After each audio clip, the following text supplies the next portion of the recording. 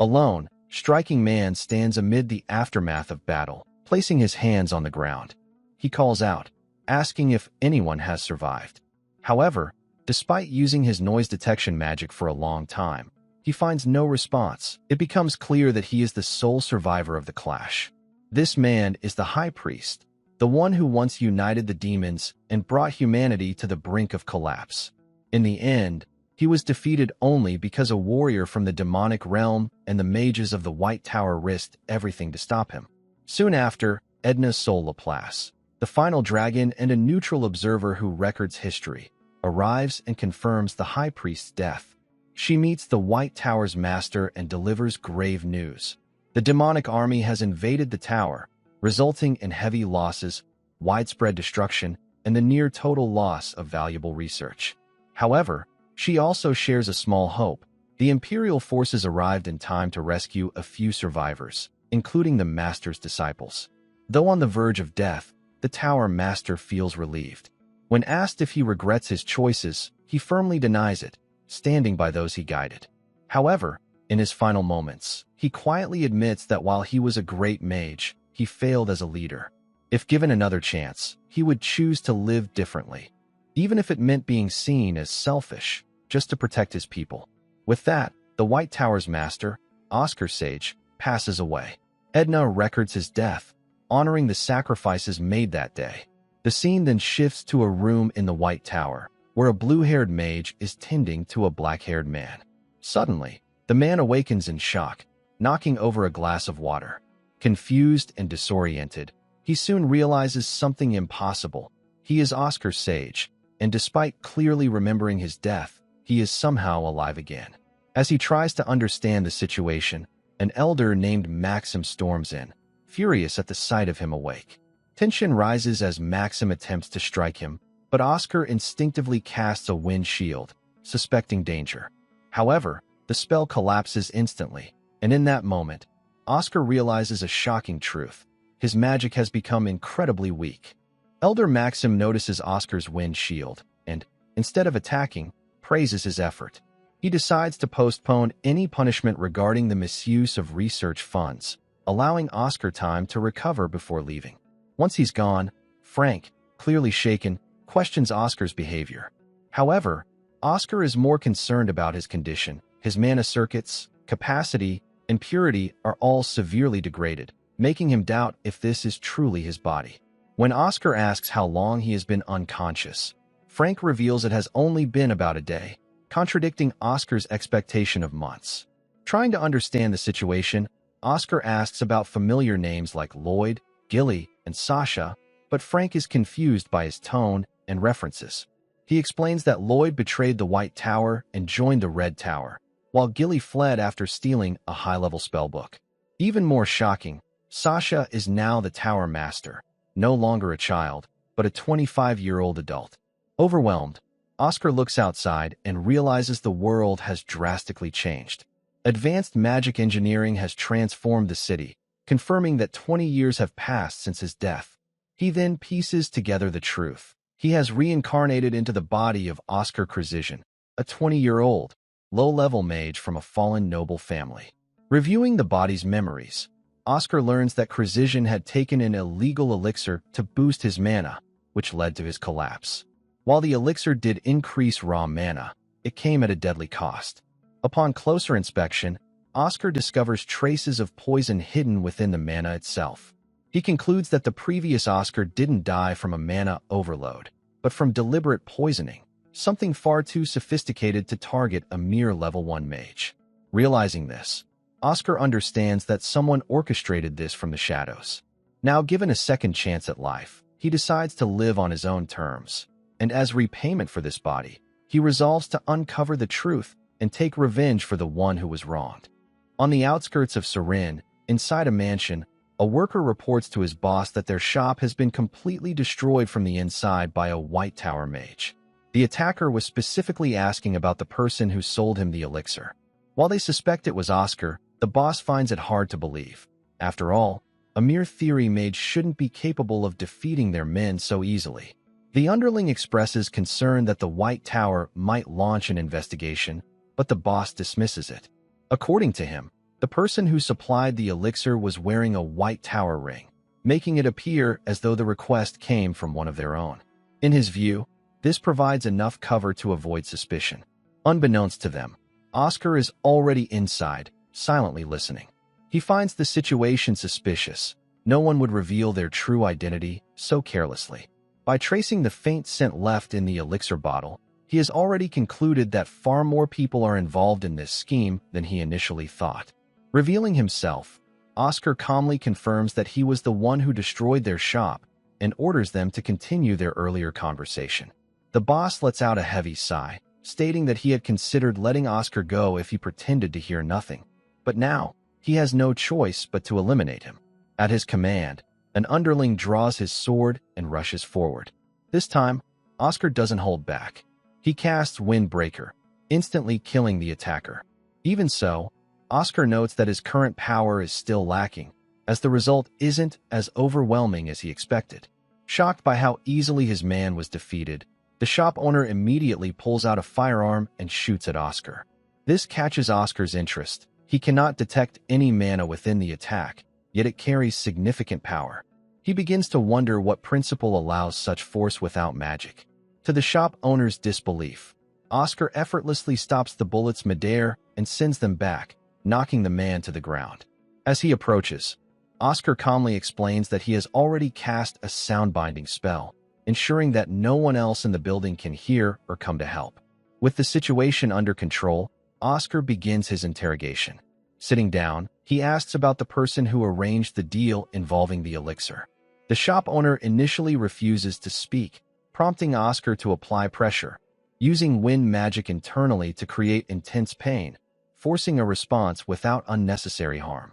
Unable to endure it, the shop owner finally gives in and agrees to tell everything.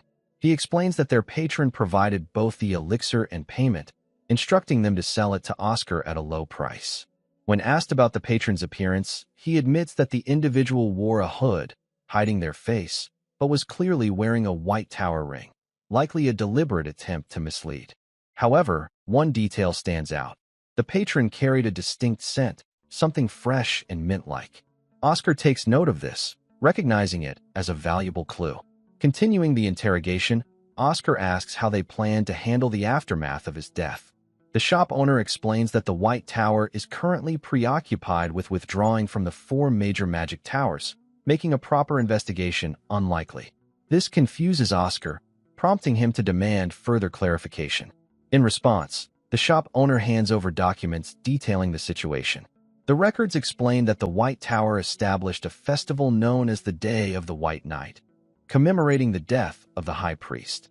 On this day, the Emperor honors Oscar Sage's sacrifice by granting the tower significant benefits, including a 30-year tax exemption. However, despite this recognition, the White Tower has produced the worst results among the 4 major magic towers in recent years. Ever since its devastating losses 20 years ago, it has failed to recover. An important announcement from the imperial family is expected at this year's festival, and experts have already pointed out that the tower's greatest weakness is its lack of advanced magic. Hearing this, Oscar grows troubled. He clearly remembers entrusting critical documents to Edna to prevent such a decline. Determined to understand what went wrong, he decides to investigate further. The shop owner then explains the broader situation. Among the 4 major magic towers, the Eastern Yellow Tower, known for its mastery over lightning, has led the rise of the magic engineering era. Their innovations have revolutionized daily life, introducing technologies such as streetlights and vehicles, leaving the White Tower far behind in both influence and success. The shop owner continues explaining the state of the other magic towers. The Southern Blue Tower dominates industries like drinking water, agriculture, and potions. The Western Red Tower, known for its harsh desert origins, focuses on combat operations, assisting in missions such as monster subjugation. Meanwhile, while the other towers run massive, high-profit industries, the White Tower has been reduced to handling delivery work. Hearing this sends chills down Oscar's spine. The White Tower, once revered for its mages who soared through the skies with freedom and pride, comparable to dragons and eagles, has now fallen so far that it relies on delivery services simply because its mages can fly faster and more efficiently than others. The realization infuriates him. This decision, he learns, was enforced by the current tower master, his own former disciple. As the explanation continues, Oscar discovers that industries like water supply, agriculture, and potions were once the White Tower's greatest sources of income. However, the Blue Tower now holds a monopoly over the potion market.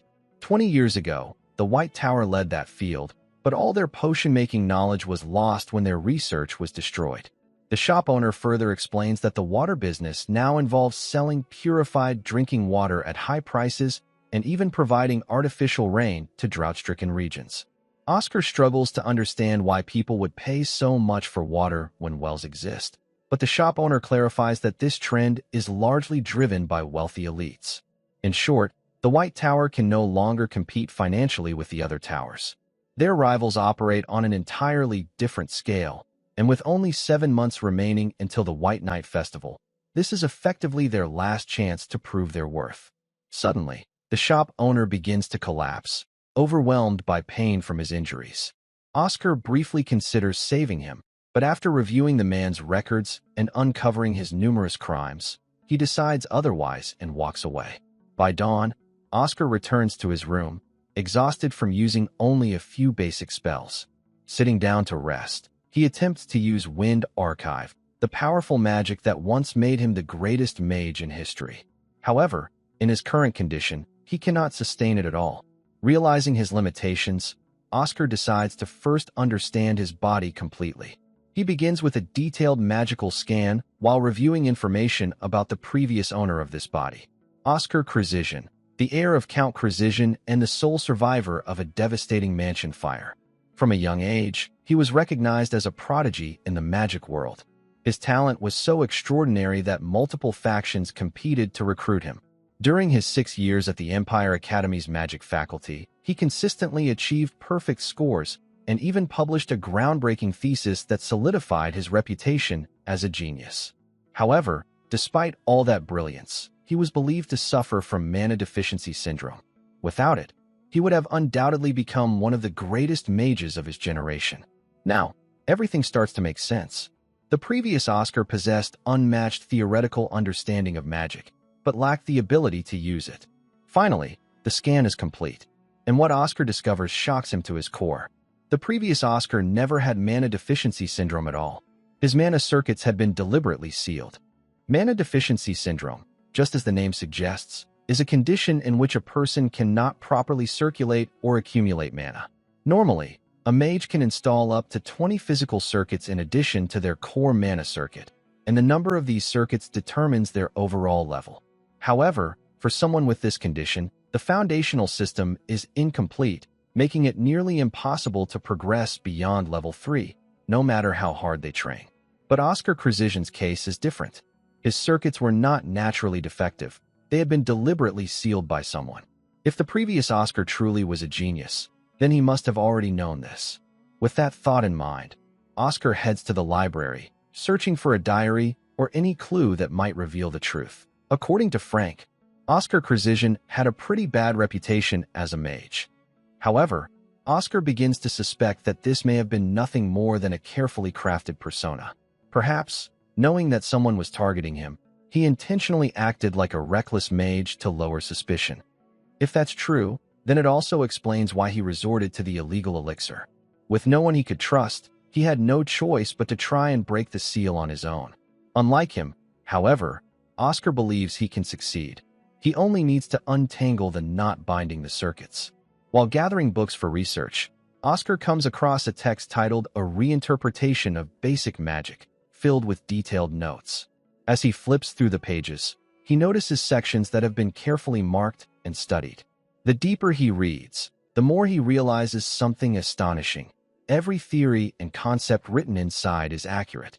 Even without being able to use magic, the previous Oscar had simulated countless experiments purely in his mind and arrived at correct conclusions. At that moment, Oscar fully understands why he was called a genius. In terms of theoretical understanding, the two of them are remarkably similar. More importantly, it becomes clear that the previous Oscar never gave up on magic. On the contrary, he worked harder than anyone else. His notes reflect an overwhelming passion, a love for magic that never faded. Then, Oscar finds a message written in the book. It states that the previous Oscar was about to attempt his greatest challenge. This confirms it. He knew everything. And yet, he had to face it all alone. A young mage, burdened by a cruel fate, who never broke and quietly walked a lonely path. Understanding this, Oscar makes a firm vow. As the 17th master of the Magic Tower, he swears to undo the knot that the previous Oscar could not. Sitting down, he prepares himself for the task and makes another promise as well. Those who destroyed the previous Oscar's life will be held accountable. Exhausted from analyzing the sealed circuits, Oscar eventually falls asleep. But the moment he does, he finds himself standing in a garden. There, he sees his past self, teaching his young disciples. Instantly, he realizes what's happening. This is the effect of the curse placed on him by a nightmare viscount from the demon realm. Because of that curse, every time he sleeps, he is forced to relive fragments of his past. He had hoped that the curse would disappear after taking over a new body, but it seems to be bound to his soul, not his physical form. Still, there is a small sense of relief. This memory is not painful. It shows his disciples before they were changed by time and hardship. In the memory, Oscar is explaining the magic system. He teaches that both mages and knights use power that can be broadly divided into 4 categories: enhancement, acceleration, balance, and special types. While magic may appear similar on the surface, its core nature differs based on these classifications. The White Tower, he explains, specializes in balance-type magic. Among the children listening are Lloyd Schultz, only 9 years old at the time, Sasha Maist, just 5, and Gilead Dominic, who is 7. Oscar continues, explaining how each tower focuses on different strengths. The Golden Tower prioritizes speed, specializing in acceleration-type magic.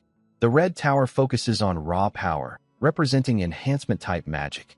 Meanwhile, both the Azure and White Towers emphasize balance. At one point, young Gilead confidently declares that he wants to choose acceleration-type magic. However, Oscar gently corrects him. Magic type isn't something you choose, it's something you're born with. To demonstrate, Oscar draws a magic circle and asks Sasha to try it first. She follows his instructions, and the result reveals that she possesses balance-type magic, the same as Oscar. Delighted by this, Sasha beams with excitement. Next, Gilead steps forward and performs the test himself, discovering that he indeed has acceleration-type magic, just as he had hoped. Lloyd is revealed to possess special-type magic. Disappointed, he asks Oscar if it's possible to change one's magic type after it has been determined. Oscar explains that special types are extremely rare, making up only about 0.2% of all mages. Curious, he asks Lloyd why he wants to change it. Although it isn't possible, Lloyd honestly admits that he simply wanted to have the same magic type as his master. Hearing this, Oscar playfully responds that, since Lloyd is so rare, he will receive the most private lessons out of everyone. He even pretends to worry about finding a way to change magic types. This immediately cheers Lloyd up, and he eagerly asks Oscar to promise him those extra lessons. The two seal it with a pinky promise. Watching this memory unfold fills Oscar with warmth. It reminds him why Lloyd was once called the Promise Man. No matter how mature he tried to act, he was still just a child. Oscar suddenly wakes up to a loud announcement, instructing him to report to Lab 4202. By this point, Oscar has unlocked 12 out of 20 physical circuits. In the process, he has also gained 2 additional mana circuit lines, advancing himself to level 2. Arriving at the lab, he finds Elder Maxim waiting at his desk. Maxim asks about Oscar's condition and briefly mentions his memories. Before Oscar's reincarnation, Maxim had actually been his junior. Now 45 years old, he was once a diligent and sincere mage whom Oscar believed would have a bright future. Oscar can't help but smile, recalling how Maxim used to follow him around, calling him senior, and later Magic Tower Master, something Oscar always found endearing. Seeing Oscar suddenly laugh, Maxim is left confused. Getting straight to the point, he brings up a report regarding the deaths of the Gordon family's head and acting leader. He then asks Oscar if he has anything to explain. Oscar calmly states that they were killed after attempting to assassinate him. This shocks Maxim, prompting Oscar to present the evidence: commission fees, a ledger, and the elixir connected to the incident. He explains that he initially went to confront them, but the situation escalated when they tried to kill him. After reviewing the ledger and confirming the recovered money, Maxim determines that Oscar's account is credible. Based on the evidence, he officially closes the case as self-defense. With that settled, Oscar requests a personal favor. He wants to meet the current Magic Tower master. Maxim explains that this wouldn't normally be difficult, as he often discusses magic with Sasha. However, she is currently away on an important commission and won't return for another 6 months. The fact that the Tower Master is handling such minor tasks highlights the absence of higher-level mages. Oscar also learns that Sasha is currently only level 7. At her age, he had already reached level 9, and given her talent, she should have at least reached level 8 by now. Changing the topic, Maxim asks if Oscar has been practicing attack magic again. Oscar casually replies that he trains whenever he feels like it. Satisfied, Maxim dismisses him. After Oscar leaves, the Vice Master of the White Magic Tower, Hemel Glimwitz, arrives. He advises Maxim not to be too harsh on Oscar. However, Maxim isn't easily convinced. He knows that even basic wind shield magic couldn't be refined to that level in just a day or two. This leads him to believe that Oscar has been secretly training for quite some time. The two then head off to attend an elders meeting. Meanwhile, Oscar makes his way to the 10th floor, the very garden he saw in his dream. Compared to his memories, the place now feels empty and quiet. As he walks through it, a gardener notices him and respectfully greets him as young Master Oscar. Curious, Oscar asks who he is. The man introduces himself as Walter, the caretaker of the Magic Tower's facilities. Realizing the rumors are true, Walter notes that Oscar seems to have lost his memories. He gently mentions that they used to spend time chatting together in this very garden. Oscar asks why Walter addresses him as young master. In response, Walter explains that he has been working at the White Tower since the time of the previous master, the great Oscar Sage. Hearing this, Oscar feels a quiet sense of satisfaction and decides to embrace the title. He then asks Walter to continue being his conversation partner. Although touched by the offer, Walter declines. He reveals that he will soon be leaving the tower after 40 years of service. Concerned, Oscar asks if something is wrong. Walter explains that during his time at the tower, he has served under 3 different masters, while his co-workers have gradually left over the years. Now, he is the only one remaining in his department. The reason he endured for so long was because of something the former master, Oscar Sage, once said during his appointment ceremony, that everyone in the tower should live with pride as members of the White Tower. Those words stayed with him all his life. However, it is precisely because of that pride that Walter has decided to leave. Confused, Oscar questions why such a meaningful belief would lead to his resignation. Walter calmly explains that the tower is no longer in a stable condition. Even the budget for maintaining basic facilities has been significantly reduced. Next month will mark Walter's 40th year at the tower. At that moment, Oscar realizes the real issue, the long service award. All non-mage staff members of the White Tower are entitled to a medal and a monetary reward upon completing 20 and 40 years of service. For 40 years, the reward amounts to 200,000 bells, enough to buy a house in most major cities. But Walter is worried that the current White Tower cannot afford such a payment. To honor that obligation, the tower would have to take on dangerous commissions and risk even more lives just to gather the necessary funds. Unable to accept that burden, Walter chooses to step away. To him, the White Tower is more than a workplace. It is his second home, and he cannot bring himself to strain it further. Hearing this, Oscar is shaken. He hadn't realized just how dire the tower's situation had become. He had always believed that other towers, like the Azure Tower, were simply pursuing wealth excessively. But now he understands. Those towers thrive because they have already secured overwhelming financial success. In contrast, all Oscar has are titles like War Hero and Savior of Humanity. Yet those titles mean nothing now if the tower cannot even support the people who have dedicated their entire lives to it. Lost in thought, Oscar clenches his fists tightly until Walter notices and gently calls out to him. As Walter carefully bandages his hands, Oscar learns that he plans to leave in just 2 weeks. At that moment, Oscar makes a firm decision. He tells Walter to stay. that he should continue being his conversation partner and remain at the White Tower. With determination in his voice, Oscar promises that he will restore the tower's prosperity and ensure that something like this never happens again. Back in his room, Oscar reflects on the bold promise he just made.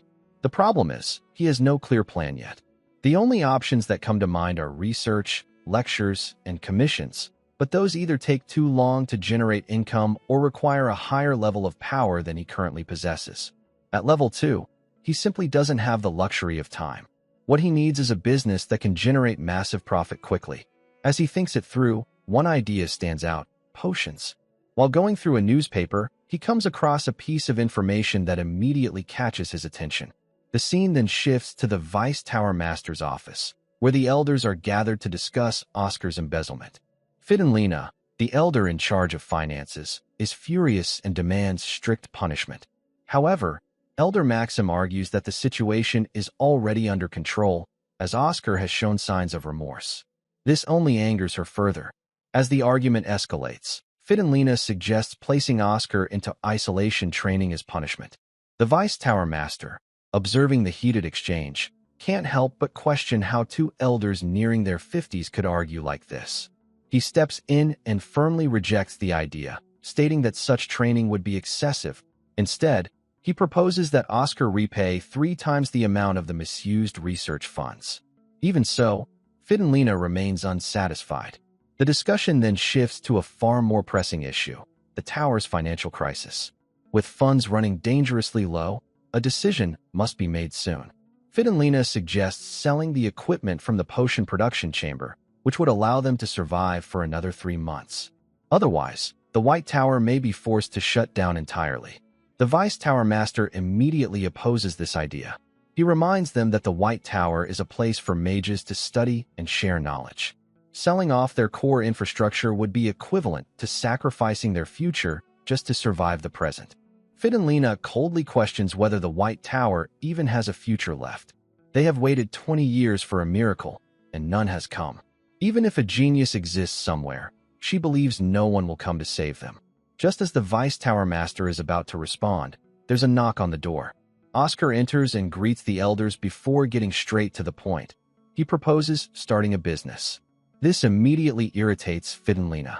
From her perspective, Oscar has already misused funds, and now he's suggesting another risky venture that could waste even more resources. Ignoring her reaction, Oscar turns to the Vice Tower Master and brings up an article he read. The Vince estate has recently gone into lockdown due to a severe flu outbreak. The Vice Tower Master confirms the news and adds that there are rumors it could be the Cadena flu, a highly dangerous illness with no known cure. In the past, the White Tower had developed a vaccine for it, so it was never a major threat. However, that formula was lost 20 years ago during the tower's downfall. Even the Azure Tower, which now dominates the potion industry, has failed to recreate it despite years of effort. And that's exactly where Oscar sees an opportunity. He declares his plan to produce and sell a vaccine for the Cadena flu. It's something the White Tower once monopolized, and now he intends to reclaim that position. However, Fidenlina dismisses the idea immediately. In her eyes, the plan isn't even worth considering. For the past 20 years, countless magic towers and pharmaceutical groups have invested immense time and resources into recreating the vaccine, and all of them have failed. Fidenlina firmly believes there is no way a 20-year-old like Oscar could succeed where countless experts have failed. In response, Oscar confidently states that while everyone else may have failed, he is a genius, and he won't.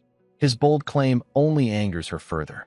She continues criticizing him, pointing out the losses he has already caused the White Tower. Before things escalate, the Vice Tower Master steps in and tells her to remain professional. Regardless of her role in managing finances, Oscar has presented a formal investment proposal as a mage of the White Tower, and it deserves to be treated seriously. Realizing her tone crossed a line, Fidenlina composes herself and offers an apology. Oscar, in turn, acknowledges why she dislikes him so much. Over the past 2 years, he hasn't achieved anything meaningful. Even so, he reassures the Vice Tower Master that he is confident in his plan and urges him to consider it carefully. The Vice Tower Master then asks the key question: What makes Oscar so certain that the outbreak is indeed Cadena flu? This is exactly what Oscar was waiting for. He directs them to the second page of the newspaper, pointing out an unusual development involving Archbishop Baldwin of the El Terra Order. Until now, the Archbishop had consistently stayed in major cities for about a month during his pilgrimage. However, his recent change in plans raises suspicion. The El Terra Order, which worships the Mother of Earth, Terra, has only 7 archbishops. As leaders of the order, they are expected to be dignified and incorruptible. In reality, however, their position often involves political maneuvering, especially for those aiming to become cardinals, a rank that requires significant financial backing. Oscar begins connecting the dots. During their pilgrimage, archbishops are allowed to stay in each estate for up to a month, primarily to meet nobles and merchants and secure funding. However, Surin, once a prosperous city, is now in decline. While the elders initially assumed the extended stay is for prayers and blessings, Oscar points out that this makes the situation even more suspicious. There is little reason to spend so much time praying over a deteriorating region. He then outlines the pilgrimage route: Surin, followed by Mosque, Melbourne, Greenwale, and finally Vince. The pattern is clear. Archbishop Baldwin stayed in Knox for a month before arriving in Surin, and he is expected to spend a full month in each of the following cities as well. This effectively delays his visit to Vince as much as possible. At that moment, the elders understand Oscar's reasoning. If a major incident, like an epidemic, were to occur during the Archbishop's visit, it could be interpreted as divine punishment from the Mother of Earth. Such a scandal could destroy his chances of becoming a cardinal. By delaying his arrival, he avoids that risk. Even Fidenlina can't help but acknowledge the sharpness of Oscar's analysis. The Vice Tower Master is convinced as well, but there's still a problem. Officially supporting Oscar's plan would strain the already fragile finances of the White Tower, leaving them unable to support other mages. Instead, he makes a personal decision. He offers his own savings, 30,000 bells, as funding for Oscar's project. Although grateful, Oscar is inwardly concerned. The amount is far from sufficient. Still, he accepts it and heads straight to the potion production chamber, deciding to move forward with a backup plan. If he can create even a single vaccine sample, he can use it to secure funding directly from the Archbishop. For now, Frank assists him with the preparations. Putting on his glasses, Oscar begins his work. Oscar begins working on the potion, but before attempting anything complex, he creates a simple energy drink as practice.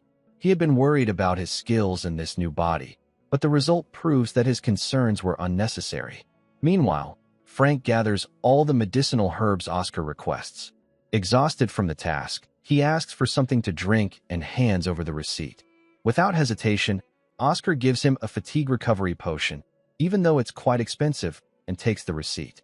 After drinking it, Frank immediately feels refreshed. Oscar inspects the ingredients and finds that their quality is exceptional. Frank proudly explains that he personally selected the best ones, even frustrating the seller in the process. Impressed, Oscar jokingly suggests that Frank might be better suited to becoming a merchant than a mage. Frank laughs and admits he's considered it, especially if the White Tower goes bankrupt. Before he can finish that thought, Oscar cuts him off, clearly unwilling to hear it. When Frank asks what to do next, mentioning that Elder Fidenlina assigned him to assist, Oscar gives him instructions to help organize the materials. Although Oscar doesn't truly need an assistant, he recalls reading about talented but troublesome individuals within the tower, people with great potential who lack direction. If guided properly, they could become valuable assets. Frank Sirius is one of them. As they arrange the ingredients, Frank notices something concerning. Many of the herbs are poisonous. Black lilies of the valley, red camellias, ghost mushrooms, and merva leaves are all known toxins. Oscar calmly explains that being poisonous doesn't make them unusable. In fact, with the right method, they can become powerful medicine. Frank mentions the standard detoxification process, boiling the herbs in water for around 12 hours. Oscar confirms this, but points out a major flaw. The process also removes most of the nutrients. To solve this, he introduces a better method, using a steamer. By steaming the herbs instead of boiling them, they can retain up to 98% of their nutrients. They begin the process, placing the ingredients into the steamer until they soften, making detoxification easier. Then, Oscar casts an air drain spell, gathering the steam into a concentrated sphere. From there, the toxins are carefully separated. Oscar instructs Frank to observe closely. By precisely combining 23% red camellias and 47% merva leaves, along with the other refined components, he successfully creates a remedy for the Cadena flu. Frank is stunned by how straightforward the process appears. Curious, Oscar asks him to try it himself. However, it's not as easy as it looks. Frank struggles. He cannot yet use multiple spells simultaneously, a skill typically mastered at level 4 or 5. As a level 3 mage, he hesitates to admit this. Seeing this, Oscar decides to teach him a technique. He explains that dual casting isn't some hidden secret. It's simply about dividing one's focus. By imagining the mind as split into separate sections, a mage can handle different spells at the same time, one on the left, one on the right. Following these instructions, Frank tries again and succeeds. He's shocked by how simple it feels and wonders why such knowledge was never shared. Oscar explains the truth. Many mages hoard techniques out of pride and greed, refusing to teach what they struggled to learn. Over time, this became an unspoken tradition. But on real battlefields, such thinking only leads to failure. Survival depends on sharing knowledge and learning together. For the White Tower to recover, it must embrace collaboration and open teaching. Inspired, Frank quickly adapts, and astonishingly, he manages to create the vaccine on his very first attempt. Excited, he immediately begins gathering more ingredients to produce additional doses. To speed things up, Oscar decides to use a larger steamer, allowing them to process everything at once. After several hours of work, they successfully produce a total of 514 bottles of the vaccine. Just then, Elder Maxim rushes in with urgent news. He informs Oscar that the Azure Towers pharmaceutical company, Newtek, is scheduled to meet Archbishop Baldwin in just 1 hour. If they secure the contract first, Oscar's vaccine could become irrelevant. The situation looks dire, and both Frank and Maxim are visibly discouraged. But Oscar remains calm. He points out that the Cadena flu is classified as a B-rank disaster, which means there's still an opportunity. With that in mind, he quickly sets a new plan into motion and gives Elder Maxim specific instructions. The scene then shifts to a lodging in Surin, where representatives from Newtek arrive for their meeting with Archbishop Baldwin. Among them are Moira Main, a level 5 mage from the Azure Tower, and Neil Bryan, the managing director of Newtek. After exchanging greetings, they sit down and get straight to business. The Archbishop asks about their progress on a Cadena flu solution. Moira confidently explains that development is underway, but they still need to complete clinical trials. After that, they must obtain approval from the Empire's Food and Drug Administration. In total, the process will take nearly 6 months. Hearing this, Archbishop Baldwin grows visibly frustrated. He is scheduled to depart for Vince in just 4 months, time he clearly doesn't have. At that moment, a knock interrupts the meeting. A servant informs him that another mage has arrived requesting an audience. Confused, Baldwin asks Moira why she didn't mention anyone else accompanying them. She immediately denies it, stating that no one else came with them. Suspicious, Baldwin allows the visitor to enter. The door opens, and standing there is none other than Oscar, the White Tower mage. Calmly stepping inside, he greets the Archbishop and introduces himself, stating that he has come with an offer worth considering. Archbishop Baldwin furrows his brow and asks why a mage from the White Tower has come all the way here. Calmly, Oscar reveals his purpose. He has come to negotiate the sale of the Cadena flu cure. Baldwin notes the timing is perfect, pointing out that the Azure Tower's representatives are also present for the same purpose. Oscar, however, remains unfazed. He explains that the Azure Tower isn't fully prepared yet, but the White Tower is ready to negotiate immediately. Moira, the Azure Tower mage, erupts in anger, insisting that Oscar is lying. After all, the White Tower supposedly lacks the money and technology to develop a cure.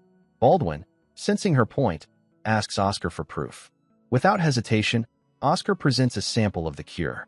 The Archbishop's expression brightens, impressed by the quality. He immediately inquires about production capacity and deadlines if the negotiations move forward. Moira seethes. watching another tower's mage gain the archbishop's attention. Baldwin, however, humbles her with a simple gesture, keeping the discussion professional. Moira tries to regain control, pointing out that the White Tower doesn't have permission from the Empire's Food and Drug Administration, and asks Oscar if he does. When Oscar admits he doesn't, Moira smirks, thinking she now has an edge. She boasts about the Azure Tower's long history, assuring Baldwin that their treatment will be the best in history. Oscar, however, can't stay silent. Amused, he interjects, reminding everyone that the White Tower was established 5 years before the Azure Tower, 5 years that no Azure Tower master has been able to close, even in 10,000 years. He emphasizes the White Tower's historical monopoly over the magic medicine market. Moira scoffs, calling it ancient history, which only fuels Oscar's anger. He exudes an overwhelming aura, enough to terrify her, clearly beyond what a level 2 mage should be capable of. The argument is interrupted when the Archbishop's servant rushes in with a call from the Lord of Vince. The Lord expresses gratitude, explaining that the White Tower's elders secretly provided the cure, and now all the Cadena flu patients have been cured in just a few hours. Baldwin asks about potential side effects, but there are none. The Lord of Vince requests the next batch, and Baldwin realizes Oscar's strategy. The White Tower has effectively positioned itself as the indispensable provider. Moira protests, claiming this violates imperial medical regulations. Oscar calmly corrects her, explaining that war laws apply in this situation. The Archbishop and Moira look puzzled. Oscar continues, 20 years ago, during the Demon War, a pandemic weapon caused countless deaths. Even with mages producing treatments, the approval process by the imperial authorities took too long, and thousands died before they could receive a cure. Now, the White Tower is prepared to act immediately, using the laws of war to bypass bureaucratic delays, a bold move that underscores Oscar's ingenuity and the Tower's resurgence. That's why His Majesty added a clause to Article 42, Clause 8, stating that treatments intended for the wounded in times of war would be categorized as special treatments and would not be subject to the Empire's medical authority regulations. Moira immediately objects, claiming they are not at war. Calmly, Oscar explains that there are 3 cases where a situation is considered a war. First, an ongoing conflict against another species or nation. Second, a revolution. And third, a disaster classified as B rank or higher. Since the Cadena flu is a B-class natural disaster, there is no need to follow the medical authorities' laws. Moira is left speechless, but Neil steps in, claiming they can do the same, and quickly sends their treatment to Archbishop Baldwin. However, the race is already over. The moment the White Tower's cure reached Vince, victory was secured. Moreover, the Lord of Vince believes Archbishop Baldwin is working with the White Tower, so he cannot backtrack and claim it was the Azure Tower instead. Neil suggests lowering the price, but this only angers Baldwin further, who sees it as an attempt to buy his favor. He orders them to leave immediately. Moira rises, clenching his fists, threatening Oscar as he departs. Before he can leave, Oscar calmly informs him that he has already registered the patent for the treatment and vaccine with the palace. If the Azure Tower wants to sell their version, they must pay royalties to the White Tower, or risk being shut out. Enraged, Moira storms out. Neil greets Baldwin and then Oscar, and as he passes by, a familiar scent catches Oscar's attention. A refreshing, clear mint smell, the same scent the underworld boss had mentioned.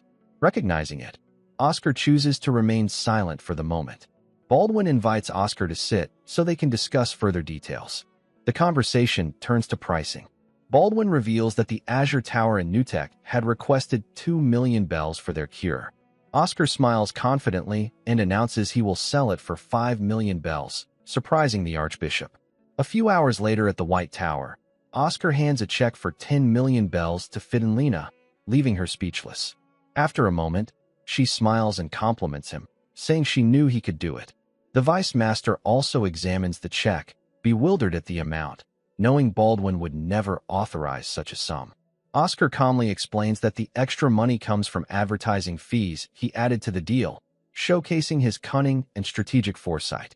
According to the official statement from the White Magic Tower, Archbishop Baldwin had seemingly predicted the Cadena flu outbreak as if he had received a revelation from the Earth Mother. For someone aiming for the next cardinal seat, the title of an archbishop, blessed with revelation, was an irresistible temptation. Impressed by Oscar's offer, Baldwin signed the contract for 10 million bells, far exceeding the initial suggestion. In return, the White Tower promised not only to deliver the vaccines, but also a second batch of the cure within a week. The Vice Master couldn't help but praise Oscar's ingenuity. The original punishment had been for Oscar to repay 3 times the embezzled research funds, but instead, he returned 400 times that amount. The Vice Master withdrew the punishment entirely, and even Fidelina had no objections. Fully impressed, the Vice Master promised to support Oscar in every possible way. All he needed to do was ask. Oscar immediately requested to gather as many mages as possible at level 4 or higher. The Vice Master agreed, allowing Oscar to select them personally. He instructed Fidelina to post a recruitment notice in the tower, stating that level 4 or higher mages were needed for the potion lab, with a daily wage and meat as a side dish. Within hours, the potion lab was filled with senior students. Oscar arrived and was amazed at the number of students who had come voluntarily. Trying to capture their attention, Oscar cast a soundbind spell to silence the chatter. He bowed and respectfully requested their help to produce the Cadena flu vaccine and cure. The senior students smirked at his display, suspicious that Oscar might be attempting another scam. Confused by their reaction, Oscar asked Frank if the students really hated him that much. Frank confirmed that their resentment was understandable. They remembered Oscar's arrogance, reckless spending, lack of research. This made Oscar question whether the previous Oscar had truly been such a terrible mage. One of the senior students, a yellow-haired girl, stepped forward to ask questions about recreating the lost potion formulas. Oscar revealed that the formulas would be revived, surprising everyone. She then asked if the cure had been proven effective. Oscar confirmed that a contract had already been signed with the order.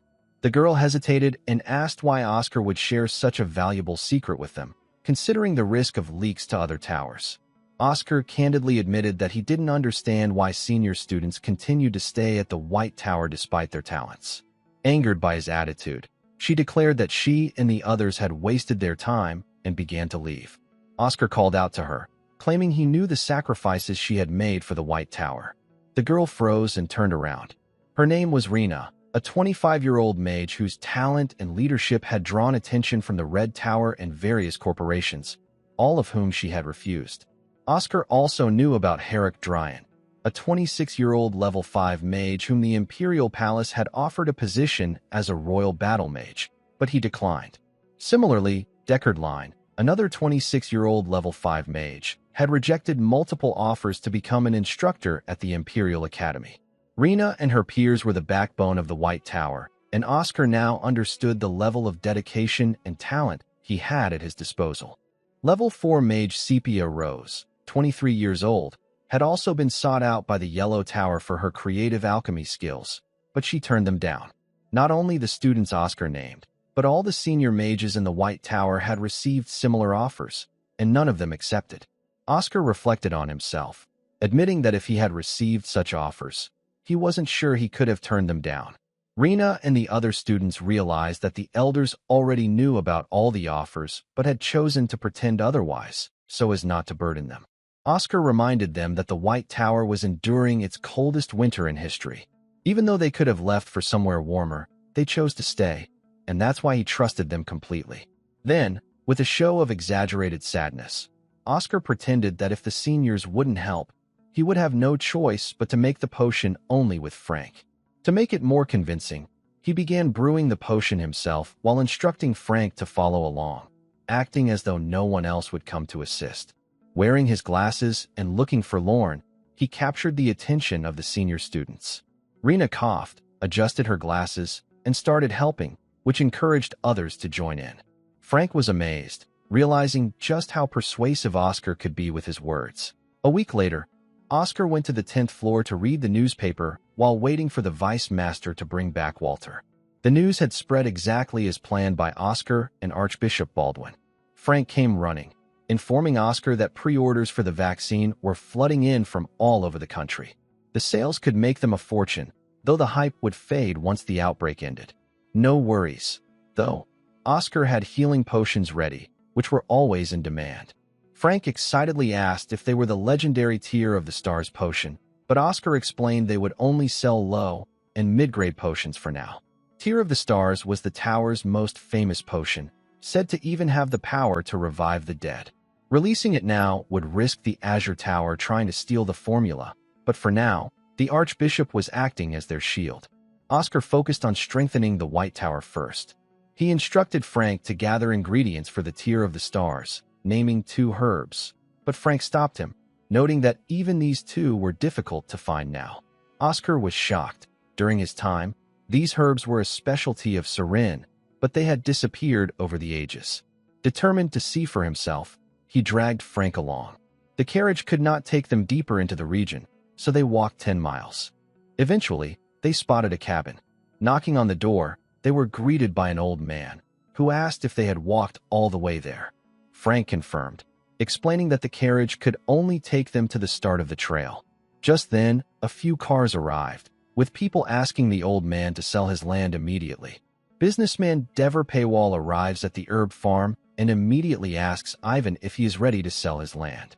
He offers 10 times the normal price, but Ivan refuses without hesitation, stating he would not sell even for Misrilo Castle.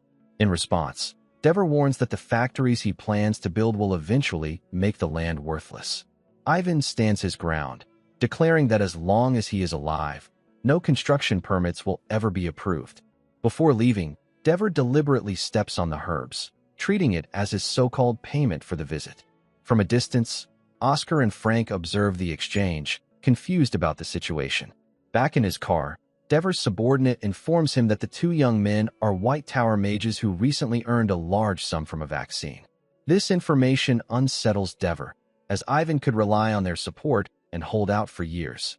With loan interest rapidly increasing, Dever decides to take drastic action. That very night, he plans to hire mercenaries to eliminate Ivan and report him as missing, allowing the land to be auctioned.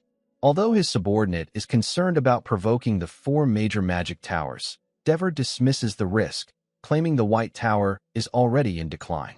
Later that night, Frank tells Oscar that Ivan is a kind and generous man for offering them food and shelter. Curious about the earlier encounter, Oscar asks Ivan about Dever. Ivan explains that Dever is a dangerous figure who has been acquiring land through intimidation and other questionable means to build the largest industrial zone on the continent. He adds that he has managed to remain on his land only because the imperial family recognizes him as a valuable cultural figure in herb farming. Despite everything, Ivan refuses to sell, as the land has been his home his entire life. As they sit together under the night sky, Frank admits he envies Oscar's talent and the way his life seems to shine so brightly. Meanwhile, Oscar quietly questions why he was ever labeled a problem child. As they discuss plans to revive the Serin business with Ivan the following day, Oscar suddenly senses 4 individuals moving stealthily outside, people even Frank cannot detect. He immediately wakes Frank and tells him to prepare.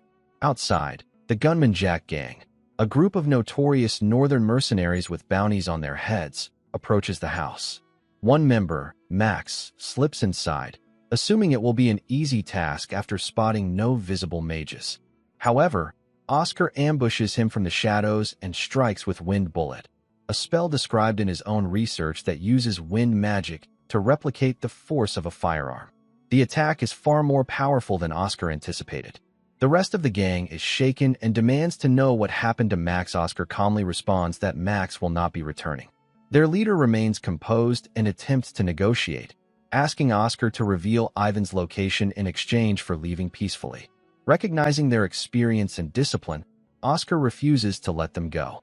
He warns them to hold on to their hostility if they are seeking a fight. Finally losing patience, the leader orders his men to attack, while Oscar simply smiles as they charge forward. Oscar engages one of the mercenaries, but the situation quickly escalates when the leader suddenly betrays his own subordinate, firing straight, and takes down his subordinate as well in an attempt to strike Oscar. Sensing the danger, Oscar retreats just in time. The leader coldly remarks that if Oscar had hesitated even slightly, he would have been finished. Shocked, Oscar questions whether the fallen man was his ally, but the leader dismisses him as easily replaceable. This ruthless attitude leaves Oscar reflecting on how dangerous such criminals truly are. Drawing on knowledge from his past life, Oscar analyzes the leader's weapon and identifies 3 spells imbued within it: acceleration, enhancement, and penetration. Impressed by Oscar's insight, the leader offers him a position, but Oscar refuses, fully aware that such an alliance would end in betrayal. The leader resumes firing, forcing Oscar to take cover. With his wind bullets proving too slow and his mana reserves running low, Oscar calculates a narrow 1.4-second window during the leader's reload. Seizing the opportunity, Oscar uses acceleration to dash forward. The leader responds by firing his final shot, Trinity, believing it to be impossible to evade. However, Oscar combines friction reduction with internal durability enhancement on his wind shield, causing the bullet to deflect harmlessly. Wasting no time, Oscar charges forward and lands a precise strike, swiftly taking down the leader. He then examines the weapon his opponent had been using, noting it was imbued with Trinity, acceleration, and enhancement spells, and required precise aiming. Facing this powerful weapon had been challenging, but by casting friction reduction and durability enhancement on his wind shield, Oscar had predicted the bullet would be unable to penetrate. As expected, the projectile slid harmlessly along the shield. Had his plan failed, Oscar would have been in serious trouble.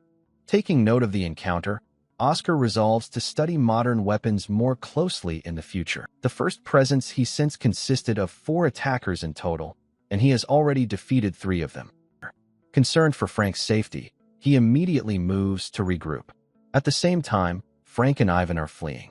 Frank deceives Ivan, urging him to go ahead while he stays behind to confront the final mercenary alone.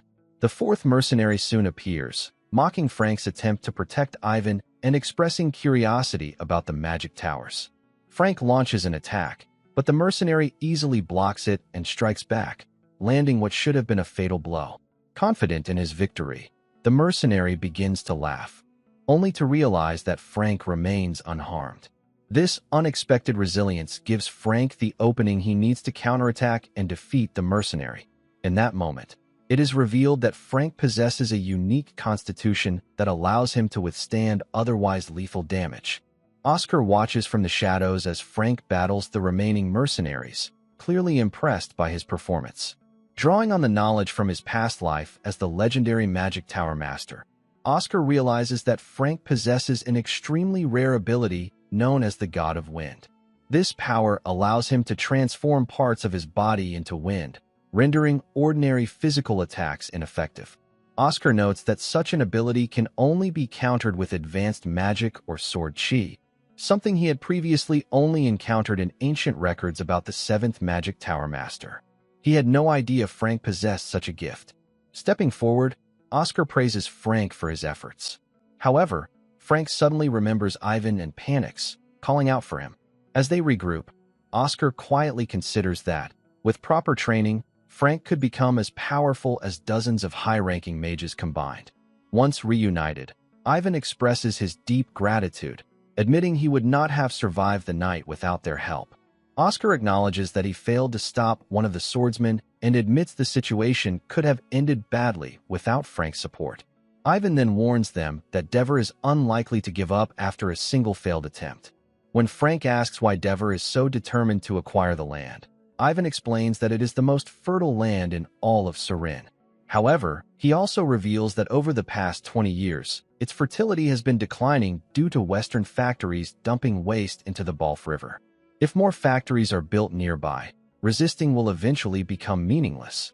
Oscar then asks about the herbalist's loyalty to the White Tower, specifically whether it traces back to a promise made between Ivan's ancestors and the 4th Magic Tower Master, Reynold Ayus. Ivan is surprised by Oscar's knowledge. Oscar explains to Frank that, long ago, herbalists were treated as outcasts and persecuted, until Reynold Ayus granted them Surin as a permanent home. Although Oscar claims he learned this from a simple storybook, he actually knows it from his past life, as the true history exists only in a restricted text given to Tower Masters. Moved by this, Ivan becomes emotional and says the White Tower gave his ancestors both a home and their dignity, and that they could never abandon that bond. In response, Oscar steps forward, bows respectfully, and promises that the White Tower will stand with him from now on. He reassures Ivan not to worry about Dever, explaining that the imperial family will act quickly, especially since he is scheduled to sign the Cadena flu treatment contract directly with the Emperor that very day.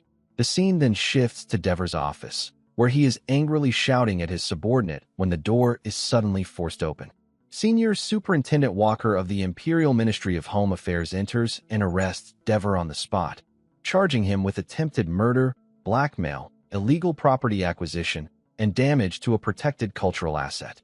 Dever protests, claiming he has a powerful backer, but Walker coldly responds that his backer is the Emperor himself. Dever is then restrained and taken away. Outside, Walker's subordinate, Dolan, questions why their unit acted so swiftly for a single criminal. Walker explains that it was a direct order, as the Emperor places great importance on the White Tower. He reminds Dolan that humanity survived the Demon War 20 years ago largely due to the sacrifices of the White Tower. He then orders his men to head west and put a stop to the factories polluting the Balf River, quietly considering it his way of repaying Oscar and Frank for handling the mercenaries. Back at the White Tower, Elder Maxim welcomes Oscar and Frank and suggests they celebrate. Suddenly, Frank appears uneasy, makes a quick excuse, and rushes down the hallway. Maxim watches him leave with a troubled expression. Noticing this, Oscar asks what is wrong. Maxim sighs and reveals that he has just received an official message from the influential Sirius family, stating that they are taking Frank back. This means Frank will be leaving the White Tower permanently. Maxim adds that the family claims all arrangements have already been made with Frank and asks Oscar if he knew anything about it. Oscar remains silent in the hallway, his expression dark as he begins to consider his next move. Oscar enters Frank's room, only for Frank to briefly mistake him for someone named Grank. Realizing what happened, Frank admits he overheard everything and apologizes for not telling Oscar about his departure sooner, explaining that it was difficult for him to say it clearly. He reveals that he must return to his family's trading company and enter a strategic marriage to support his family's future. Frank confesses that he feels he has reached his limit, believing he could at least rise within the weakest magic tower, only to be faced with a harsher reality. Oscar responds firmly, assuring him that he is truly talented. At that moment, a voice calls from outside, giving Frank 5 minutes to come down. Oscar steps out and asks the man how much it would cost for Frank to stay. The man introduces himself as Grank Sirius, Frank's older brother and the vice leader of the Sirius Trading Company. Oscar introduces himself and confidently proposes a deal. He promises to turn Frank into a top mage of the White Tower within 2 years. If he fails, he vows to hand over the next 50 years of profits from the Cadena flu vaccine to the Sirius Trading Company, with the Vice Tower Master serving as a witness. When Grank questions whether this is simply out of friendship, Oscar clarifies that Frank is both worthy and essential to his plan to restore the White Tower to its former glory within 5 years. Grank accepts the proposal but imposes a strict condition, emphasizing that trust is everything to merchants. He challenges Oscar to prove his capability by facing his level 5 night guard at noon the following day, adding that the knight will not use sword chi. Oscar accepts without hesitation. After Grank leaves, Frank panics, pointing out that a level 2 mage cannot defeat a level 5 knight. Oscar calmly agrees, but notes that a level 4 mage could. When Frank asks if Oscar intends to reach that level in a single day, Oscar reveals his true plan: to push Frank past his limits and help him break through to level 4 within a single day, so that Frank himself can face the knight. Later, they arrive at the training room on the 40th floor. Oscar instructs Frank to stand in a natural posture and begins circulating his mana. Using the insight from his past life as an archmage, Oscar quickly identifies the points where Frank loses mana due to inefficiencies in his internal flow. He guides Frank to adjust his control, regulating the speed of his mana and dividing its flow to reduce loss. Oscar then tells Frank to use the wind magic he demonstrated at the herb field. Frank hesitates, visibly shaken, and admits he is afraid. He recalls a past incident where he recklessly attempted to transform his entire body into wind, causing his mana to spiral out of control. He felt as though his very essence was breaking apart and would not have survived if the Tower Master had not intervened. Since then, the ability only activates instinctively in life-threatening situations. Oscar reassures him that such mana control issues are not uncommon and can be overcome through intense training. Without wasting time, Oscar begins drawing a summoning circle on the ground. Alarmed, Frank asks if he is about to summon a demon. Oscar casually clarifies that he intends to summon a wind spirit and directly integrate it into Frank's body. In the training room, Frank attempts to chant and summon a wind spirit, but nothing happens. Frustrated, he questions how he is supposed to control his mana with such poor spirit affinity. Seeing this, Oscar steps in and shares knowledge from his past life, recalling a spirit summoning ceremony he once learned during a visit to the Elven Kingdom. He remembers trying it out of curiosity and becoming the first human summoner in over a century. As Oscar begins chanting, he reflects on the world tree he once saw, and soon successfully summons a powerful spirit. The spirit, Celestine, immediately recognizes Oscar from 27 years ago and eagerly asks to form a contract with him. However, Oscar declines and clearly states that Frank is the one who needs the contract. Celestine agrees, and the spirit forms a bond with Frank instead. The next day, everyone gathers in the dueling hall. The Vice Tower Master is present as the official witness, agreeing mainly because Oscar insisted on it. Grank Sirius introduces his fighter, Lasley Morgan, a level 5 knight. Oscar, in turn, introduces himself as a level 2 mage. The rules are straightforward. The first person to take their opponent's necklace wins, and if no one wins within 5 minutes, Grank loses. Grank notices Oscar is still wearing his usual robe and asks if he plans to fight in it. Oscar calmly reveals that he will not be fighting. Frank will take his place. This angers Grank, who demands an explanation. Oscar points out that the terms never required him to fight personally and adds that a level 4 mage stands a far better chance anyway. Grank is left stunned, unable to understand how Frank could have advanced from level 3 to level 4 in less than a day. Assuming it is a bluff, he instructs Lasley not to hold back. Before the match begins, Oscar reassures Frank, telling him not to be afraid. As the duel starts, Frank quickly retreats, creating a 20-meter gap between himself and Lasley, and launches 2 wind blades simultaneously. Lasley blocks both attacks with ease, stopping their momentum without even using sword chi. He then releases the overwhelming pressure of a level 5 knight, making the difference in strength clear. Watching from the sidelines, Grank concludes that Frank was never suited to be a battle mage and should return to the trading company before getting seriously injured. Lasley, confident the fight is already decided, charges forward and delivers a powerful strike, declaring the match over. However, he is caught off guard when he sees Frank smiling. A brief flashback reveals the events of the previous night. Oscar confirmed that the low-level spirit integration was successful, but warned Frank that he still could not fully transform his body into wind due to lingering fear. To overcome this limitation, Oscar taught him the most powerful aspect of the God of Wind ability, a technique called unitization, which allows Frank to convert anything in contact with his body, including clothing or weapons, into wind. Back in the present, Frank executes unitization flawlessly, evading Lasley's decisive blow. The unexpected move leaves Grank watching in complete disbelief. Frank seizes the moment, grabs the necklace, and wins the duel. Grank is left in shock, but formally accepts his defeat. Before leaving, he asks Oscar to take care of his younger brother from now on, then departs the tower. The next day, Oscar brings Frank down to a dark basement prison. Confused, Frank immediately complains that this does not resemble any training room he has ever seen. Oscar casually explains that it is indeed the basement prison, and that it will serve as Frank's isolated training space for the next 30 days. Frank protests, pointing out that he has done nothing wrong and has barely had any time to rest. Oscar ignores the complaints, stating that Frank needs this period to adapt to his new spirit and stabilize his level for magic. He pushes Frank inside, locks the heavy door, and privately admits that he personally arranged this isolation. Later that night, Oscar meets with the Vice Tower Master, who is highly pleased with Frank's victory. He shares positive news that the Sirius Trading Company has agreed to let the White Tower use its entire distribution network at no cost. He then asks Oscar to take on a special lecture for the tower's mages.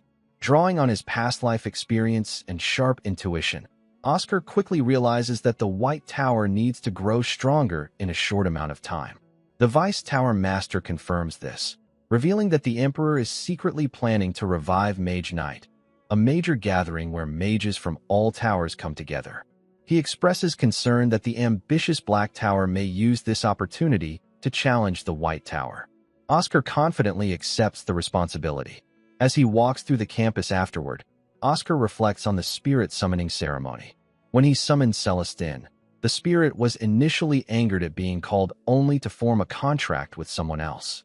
However, Oscar managed to calm the situation using knowledge from his past life, instructing Celestine to deliver a message to the Spirit Queen that the White Mage had returned. Shocked that a human could invoke the Spirit Queen so directly, Celestine immediately agreed to the arrangement. In return, Celestine conveyed a message from the Spirit Queen, reminding Oscar not to forget his past promise. Oscar quietly resolves to fulfill the promise he once failed to keep.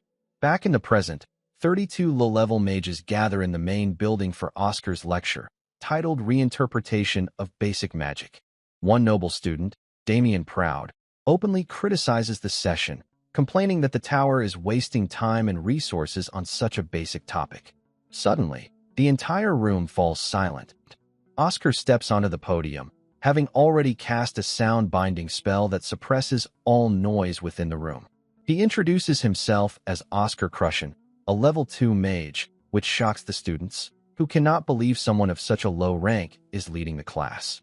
Remaining calm, Oscar tells them they are free to leave, but with one condition.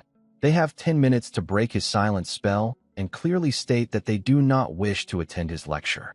If they fail, they will stay and learn. The students quickly realize this is a test, as a level 2 mage should not be capable of casting such a precise silent spell alone. Within the time limit, only one student succeeds, a determined beginner named Damien Proud. When time runs out, Oscar announces that Damien is the only one who passed. Confidently, Damien declares that he has no need for the class, and Oscar simply agrees. However, as Damien turns to leave, he hesitates. Feeling unsettled by how easily he was dismissed, he decides to stay and see what Oscar has to offer. As a reward, Oscar invites Damien to the front and asks him to demonstrate his preferred basic spell. Damien casually casts Wind Cutter. After observing it, Oscar immediately points out that the spell is incomplete and highlights two major flaws. First, he explains that the spell is not truly wind. While Damien argues that wind is just moving air, Oscar clarifies that, unlike water or fire, which retain their properties regardless of form, wind only exists through continuous motion. If the flow of mana stops, the spell will collapse. The second issue is inefficiency. Oscar notes that Damien is using far more mana than necessary. From a single cast, he deduces Damien's background, coming from the well-known Proud family, and attempting to replicate advanced magic before mastering the basics, forcing his spells to work through excessive mana output. Shocked by how accurately Oscar assessed him, Damien quietly decides to remain for the rest of the lecture. Over the next 3 weeks, Oscar's reputation spreads throughout the White Tower. Even level 4 and 5 senior mages begin attending his lectures, and students line up at dawn just to secure a seat. During one particularly crowded session, Oscar notices Elder Maxim seated quietly at the back. He begins the lesson by stating that wind is the most fundamental basic spell. Some students complain that the topic is too simple, but Oscar ignores them and asks Maxim to demonstrate. Maxim releases a powerful, heated gust of wind. Oscar then asks a young student, Amy Raven, to perform the same spell. She produces a gentle, warm breeze. Oscar asks the class to identify the difference. A student named Veronica Fricks answers that it comes down to the temperament of the mana. Oscar confirms this and explains that the White Tower represents true balance. While the red and gold towers emphasize raw power and speed, wind and water magic are unique in their adaptability. They can shift between hot and cold as needed. Wind, in particular, is even more versatile than water, as it has no fixed form and can blend with anything. He concludes that a mage's true strength lies in how they perceive and understand their own wind. At that moment, Maxim begins murmuring to himself before suddenly falling into a deep trance, visibly affected by Oscar's words. As another mage moves to check on him, Oscar immediately raises his voice, warning everyone not to touch the elder. The room falls silent, with all eyes fixed on Maxim as they wait for what happens next. The students watch in awe as Elder Maxim undergoes a deep magical awakening rite in the classroom. Oscar immediately instructs everyone not to touch him, ensuring the moment is not disturbed. After some time, Maxim exhales slowly and tells Oscar that, although he did not reach level 8, he is still deeply grateful for the lesson. Oscar smiles, quietly realizing that this breakthrough will make his future teachings far more effective. He also notes that one of the biggest gains today was capturing the attention of Veronica Fricks, a student he had previously labeled as a problem case in his personal journal. The following day, Oscar visits the Future Innovation Training Room. A brief flashback reveals that Veronica had once mocked him for not even knowing the facility existed, which sparked his curiosity. Approaching the specialized entrance, Oscar steps inside and is greeted by ARGO, a next-generation training support system developed by the Golden Tower and clearly operating as a highly profitable service.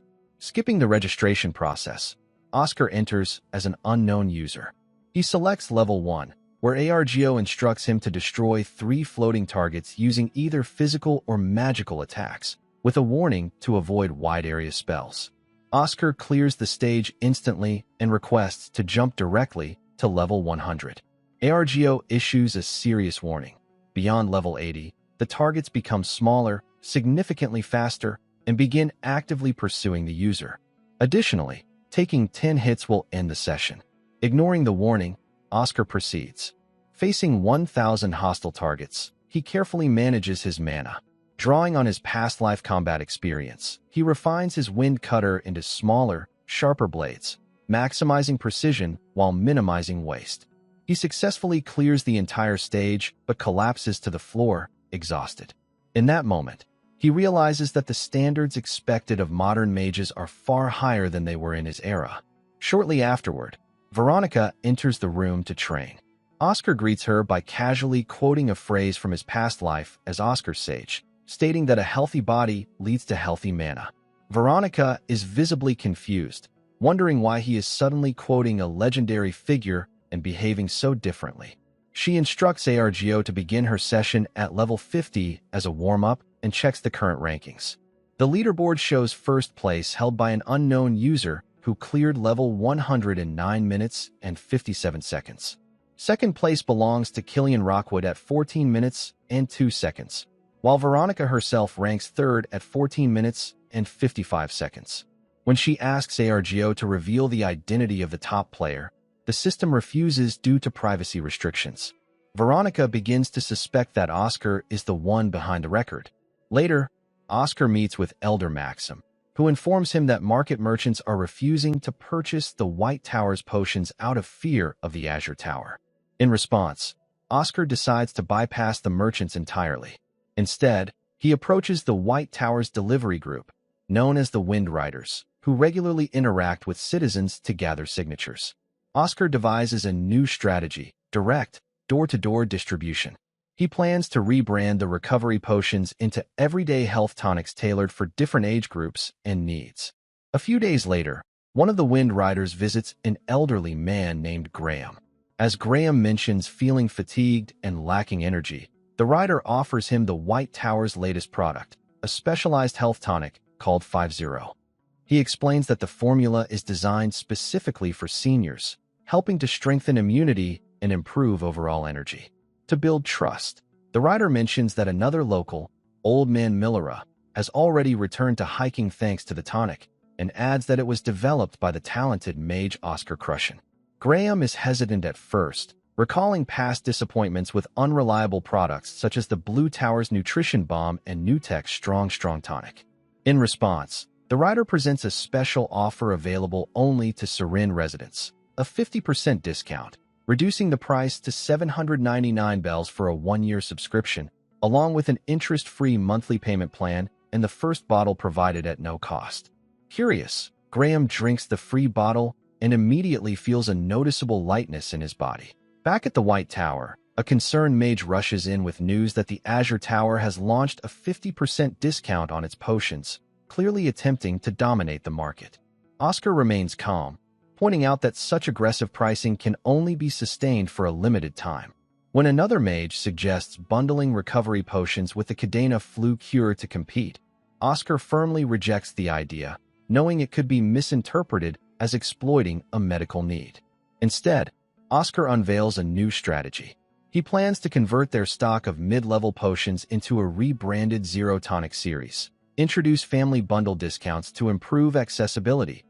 3 weeks later, at the Azure Tower, a mage named Moira Main proudly reports to his department head that they have successfully overwhelmed the White Tower. However, the department head angrily throws a newsletter at him, revealing that the White Tower has sold 10 million bottles of the Zero series in just 1 month. Moira is stunned, as these figures never appeared in traditional market data. The department head explains that the White Tower bypassed the market entirely by using a direct subscription-based, door-to-door distribution model.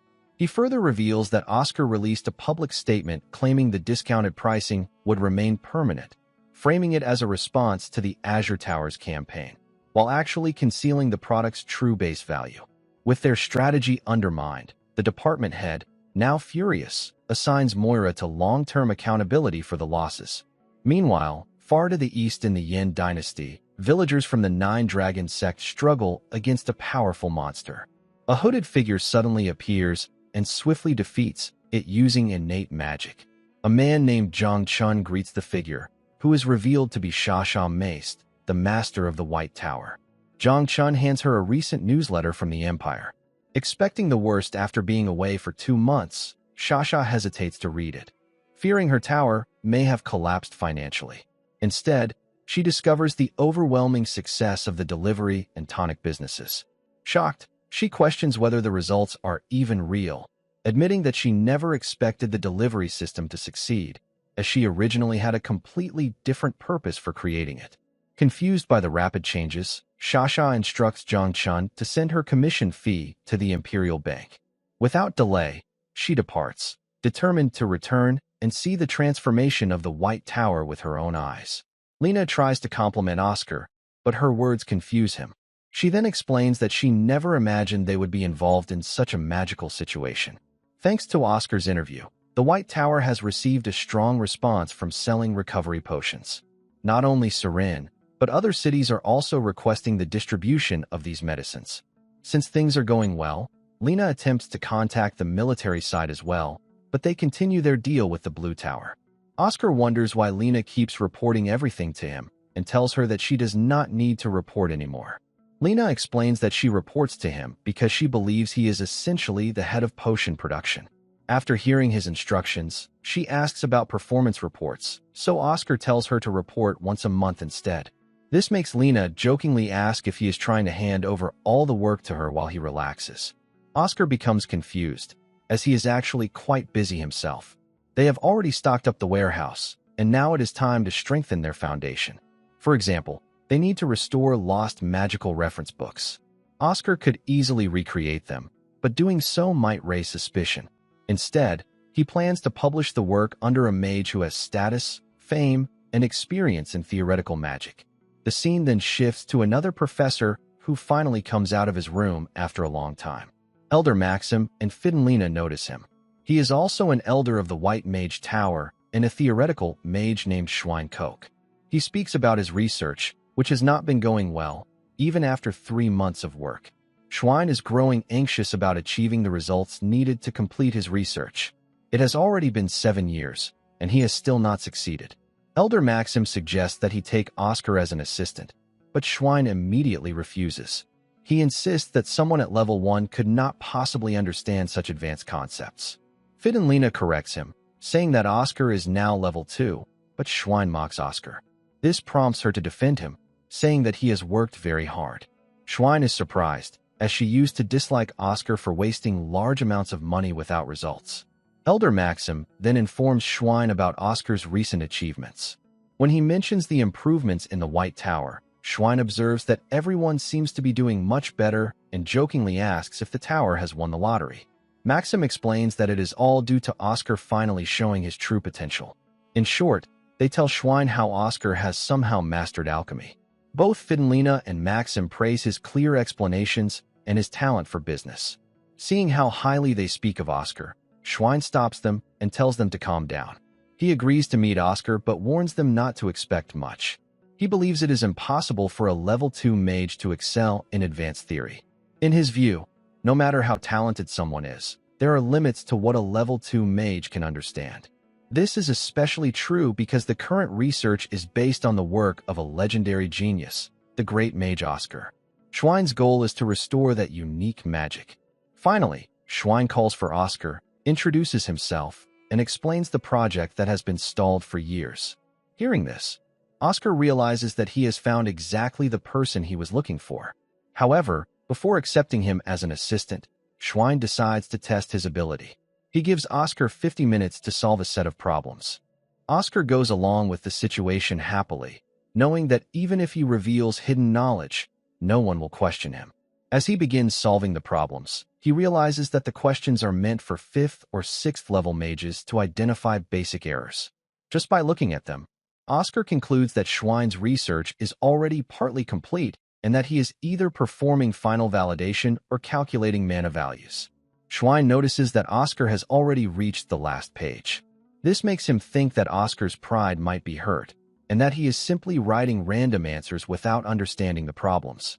Schwein assumes that anyone of a lower level would be overwhelmed by questions of such high difficulty. However, as Oscar works through the problems, he realizes that Schwein is trying to restore an old spell that Oscar himself created in the past. This makes him feel pleased. After finishing, Oscar hands over the answer sheet. Schwein still underestimates him at first, but he is soon shocked to discover that every answer is correct. He cannot help but praise Oscar's calculation ability. When Schwein reaches the final question, he asks if Oscar truly believed his answer was correct. Oscar confidently confirms it. Schwein then asks which of the 4 mana values he selected. Oscar replies that he used all of them by applying dynamic mana values. He then explains his reasoning in a clear and logical way, which greatly interests Schwein. Impressed, Schwein asks for permission to test the spell immediately using those values. Schwein performs the test, and it works. He is so pleased that he decides to include Oscar as a co-author on the published paper, even though Oscar did not intend for that to happen. When asked about the final problem, Schwein explains that it was based on a spell created by the former Tower Master, Oscar Sage. The spell is called Ouroboros. Oscar feels puzzled and wonders why Schwein would spend 7 years trying to restore such a spell. The spell generates wind almost endlessly by injecting mana, appearing to defy the law of mana conservation. In theory, it could act as a perfect and endless energy source. That is why it was named Ouroboros, a symbol of an eternal cycle. Although the spell sounds powerful, Oscar knows that it was actually a failed creation. Humanity has already conquered land and water, but the sky remains out of reach. To change that, the Skirich project was launched. As part of the effort to gain an advantage in the war against demons, they began developing airships. The Ouroboros spell was meant to serve as their power source. However, despite having nearly perfect magical theory, the project was abandoned because the energy output was too weak to lift an airship. Oscar begins to wonder if they are trying to restart the project, but Schwein interrupts his thoughts. He excitedly mentions that he cannot wait to share the news with Sasha. He explains that she will be delighted to hear that the founder of the delivery project has finally succeeded. At that moment, Oscar understands why they wanted to restore the spell. Before he can say more, Schwein interrupts again and declares that Oscar has fulfilled the long-held wishes of both Oscar Sage and Lady Sasha. He says this marks the first step toward opening a path to the skies. Schwein then reveals that they plan to revive the Skirich project, using Ouroboros as its engine. Oscar disagrees and says it will not succeed, as the energy output is still not enough to lift an aircraft based on past records. In response, Schwein explains that things are different now compared to 23 years ago. Today, they have advanced magical engineering, which could change everything. Thanks to this unique magic, the Yellow Magic Tower, which also worked on the project, found an important clue that led to the development of magical engineering. Using that discovery, they made remarkable progress after the war. This makes Oscar feel a bit sad, as he believes he should have been the one to discover it. If he had, the White Tower might not have fallen into its current state. Putting those thoughts aside, Schwein explains his theory for the airship. He plans to amplify the output of Ouroboros through magical engineering and use that power to launch an airship. To achieve this, he intends to use a battery as the medium for amplification. The idea is to create a continuous loop where the battery is charged using the wind generated by Ouroboros, allowing it to supply a steady source of energy. Hearing this brilliant idea, Oscar wonders if the Yellow Tower knows about it, but Schwein confirms that they do not. In fact, they do not even believe the idea will work. Instead, they are focusing on developing a different form of transportation known as trains. Oscar does not fully understand this method, but he knows that the master of the Yellow Tower is not someone who holds on to failed ideas. Trains will be a useful innovation, but Oscar believes they will not be as groundbreaking as airships. In simple terms, Schwein has continued this project despite losses because he wants to take control of the delivery market by using the sky route. At present, transportation depends on carts and ships, which are limited. An airship would change everything and make trains seem less impressive in comparison. To mark the beginning of this new era, the Tower Master Sasha and Schwein set a goal to restore the Ouroboros spell and reveal it at the White Night Festival. Thanks to Oscar, they are finally able to achieve this long-awaited dream. Oscar realizes that even though he once gave up on his dream, his student has continued to pursue it. This inspires him to guide them as a teacher and help open the path forward. Because of this, Oscar suggests that they should also reveal a prototype airship at the festival. Schwein immediately agrees, as seeing a real model would have a far greater impact than just explaining the idea. Schwein then goes to his table, gathers some documents, and hands them to Oscar, asking him to review them. As Oscar reads through them, he is surprised to see new formulas that he has never encountered before. These documents are related to creating magical engineering batteries. He studies them carefully and notices that many of the formulas are based on the Ouroboros spell. After finishing his review, Schwein asks for Oscar's opinion. Oscar confirms that the work is very well done and suggests that they begin research immediately. Schwein agrees, but before moving forward, he apologizes for involving Oscar in something dangerous. He explains that once the prototype is revealed, many people may target Oscar. Oscar calmly accepts this and says it is not a problem. Schwein feels that Oscar is taking the situation too lightly, but Oscar explains his view. He says that people may try legal action or even attempt to harm them, but he is not afraid. If he lets fear control him, he will only keep making excuses and achieve nothing. That is what he truly fears. If he runs away now, he will never escape his current life and will be left empty inside. Oscar also points out that the White Tower has lost much of its strength over the past 20 years. He believes this research will help them stand strong again. Thinking about that gives him the courage to face any outside threats. Hearing this, Schwein feels reassured and begins to see Oscar in a new light. He shakes Oscar's hand and says that he will rely on him from now on. Their research begins, and on the first day, they focus on improving the stability of the spell since their goal is to build an airship. By the fourth day, Schwein finds it difficult to adjust an already well-designed spell. Even a small mistake causes errors. They continue testing and refining the spell, but Oscar reminds Schwein to eat, as he has already skipped 2 meals. Schwein asks for coffee, but just then the electricity goes out, so they decide to take a short break. By the 6th day, Schwein praises Oscar, saying that the success of the research is largely due to him.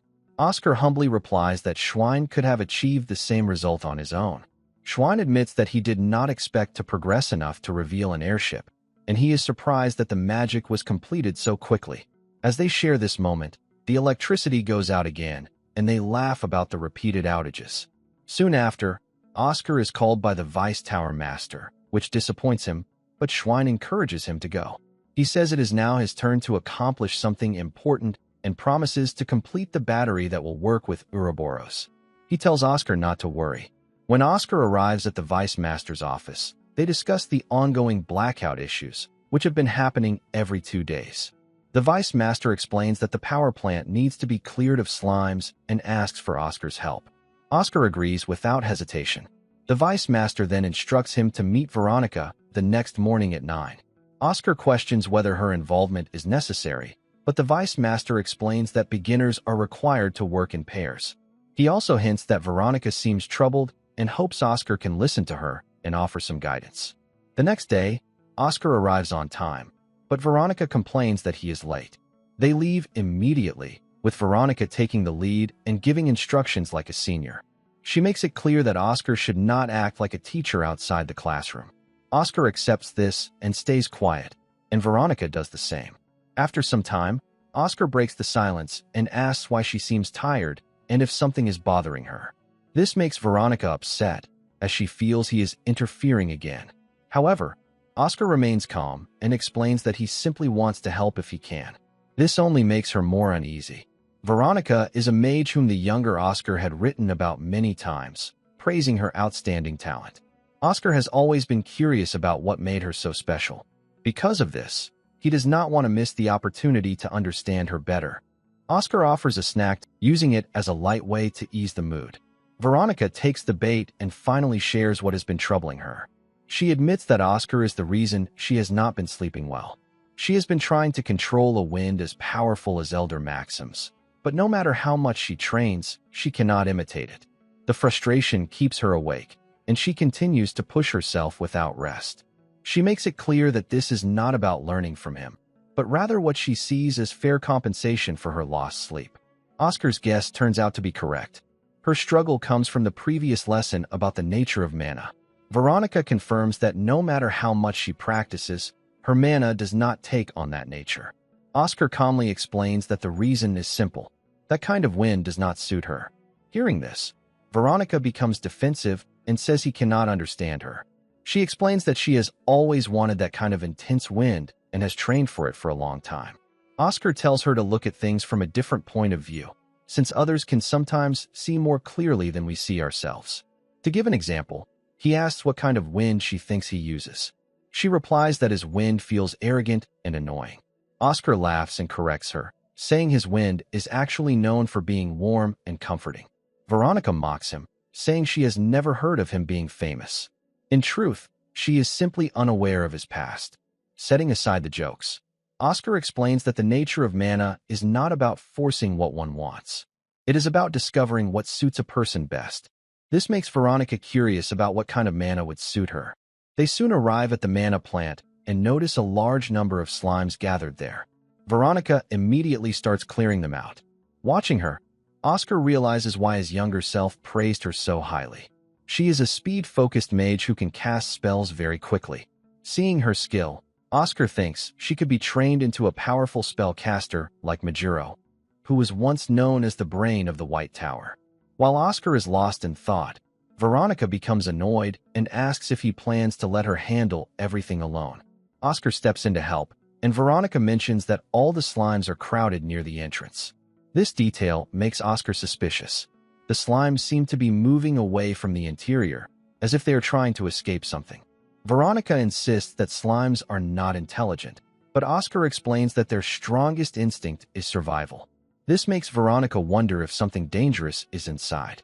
To find out, Oscar suggests clearing the remaining slimes quickly and checking the interior. When they enter the power chamber, they discover a creature known as a sky silkworm. Oscar explains that it likely came here because it feeds on mana, and the chamber is full of it.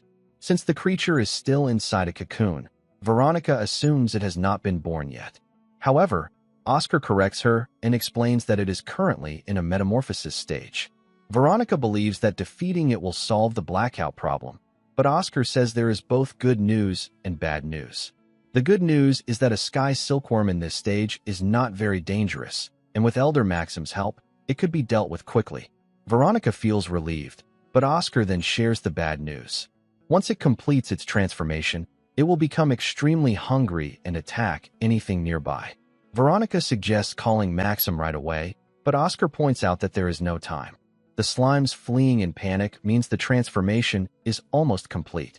As the creature begins to emerge, Oscar removes his coat and tells Veronica to prepare for battle. The monster is massive. Veronica assumes it cannot fly since it is a silkworm, but Oscar quickly proves that wrong. This is no ordinary creature. It can fly. Veronica suggests retreating, but Oscar refuses. If they run, The monster will head toward the nearest city and put many lives at risk. The only option is to stop it here. Although frightened, Veronica gathers her courage and tells Oscar to stay back, which impresses him. Oscar then uses wind magic to send a message to the coachman, hoping he is still nearby and can call for help. Veronica launches an attack using wind press and follows it with gust hand and jet booster. Oscar suddenly pulls her back and uses wind magic to shield her from a cloud of invisible dust that can injure Veronica severely. Oscar realizes that this creature is more intelligent and dangerous than it appears. Veronica is shocked and asks how he even noticed the invisible dust. Oscar explains that he concentrated mana into his eyes to detect particles in the air. She is amazed by this, but before he can explain further, the monster attacks again. Oscar quickly puts up a wind shield to protect them. However, the situation becomes critical. Blocking just one attack drains most of Oscar's mana, leaving him unable to defend again. The only relief is that the creature needs about 5 minutes before it can launch another attack. They must defeat it within that time. As Oscar turns to speak with Veronica, he is shocked to see that she has been hit. Her leg is no longer responding. He realizes that fragments of the earlier attack must have passed through a gap in his shield. Veronica tells him to go get help while she holds the monster off, but Oscar knows she does not have enough strength left. He reassures her and tells her not to be afraid. He will not leave her behind. She reacts with frustration, but Oscar calmly reminds her that a mage of the White Tower never abandons a comrade. Oscar then casts an acceleration spell on himself, preparing to end the battle in a single move. He charges toward the monster, leaving Veronica worried and confused about his plan. With the help of her spell, Oscar launches himself into the air and takes aim at the creature. Oscar pulls the trigger, but he misses the monster's head because the impact causes his joints to give out. What shocks him even more is that the monster has already charged another beam attack. It fires again, but Oscar manages to dodge. In that moment, he realizes the monster has been planning to escape from the start, using the beam to clear a path. Oscar knows he cannot let it get away, but he no longer has enough mana to chase it. He quickly notices threads from the silkworm still attached to the creature. Without hesitation, he jumps and grabs onto them. The monster suddenly rises at high speed, dragging Oscar along. It tries to shake him off, but fails. Instead, it turns to attack him, which gives Oscar an opening. Using his free hand, he fires again. This time, his strike hits the monster and finally defeats it. With the fight over, Oscar calls out to Veronica for help, as he has completely run out of mana. She quickly responds by casting air cushion and gust hand to ensure he lands safely. Oscar loses consciousness for a few seconds, which makes Veronica panic, fearing the worst. When he opens his eyes, she reacts by punching him out of frustration and relief. At that moment, Maxim arrives and asks if they are both all right. Oscar informs him that both of his arms are dislocated, which shocks Veronica even more. He then jokingly complains to Maxim about Veronica hitting him. The next day, Veronica visits Oscar and brings a new article that praises him as a hero for defeating the Sky Silkworm. Oscar comments that he does not enjoy being famous and prefers focusing on protecting his own people. As they continue talking, Frank arrives and asks if Oscar is all right. He had just finished his closed-door training and came immediately after hearing the news. Oscar observes Frank and concludes that he has now reached level 4. Frank asks what happened and questions why Veronica is there. This irritates her, and she tells him not to act too familiar. Frank does not back down, and the tension rises between them. Veronica eventually stops the argument and then asks Oscar if he is AAA. Oscar does not understand what she means, so she decides not to press further. Soon after, Maxim enters the room and informs Frank and Veronica that the Vice Tower Master is looking for them. When they ask why, Maxim explains that Frank may have been summoned because of his training, while Veronica is likely being recognized for her contribution. Frank happily suggests they go together, while Veronica remains reluctant. Maxim then checks on Oscar's condition. After confirming that he is recovering well, he hands over the inner core of the Sky Silkworm to him. He also informs Oscar that the ownership of the silkworm thread has been assigned to him. Oscar is surprised, considering how valuable it is, but Maxim explains that this decision was made by the Vice Tower Master, and both he and Veronica support it. Veronica refuses any share, stating that she did not contribute much during the fight. Oscar accepts the reward and says he plans to consume the core to restore his mana. Maxim decides to stay and watch over him as he does so. As soon as Oscar consumes it, he focuses on controlling the energy within his body. Maxim observes carefully, knowing this is Oscar's first time using a refined elixir. He is impressed by how smoothly Oscar handles the surge of mana and cannot help but admire his talent. After some time, Oscar opens his eyes, looking much better than before. He thanks Maxim for staying with him so late. Maxim congratulates him on reaching level 3, and they talk for a while before Maxim leaves, allowing Oscar to rest. Now alone in his room, Oscar finds that he is not sleepy.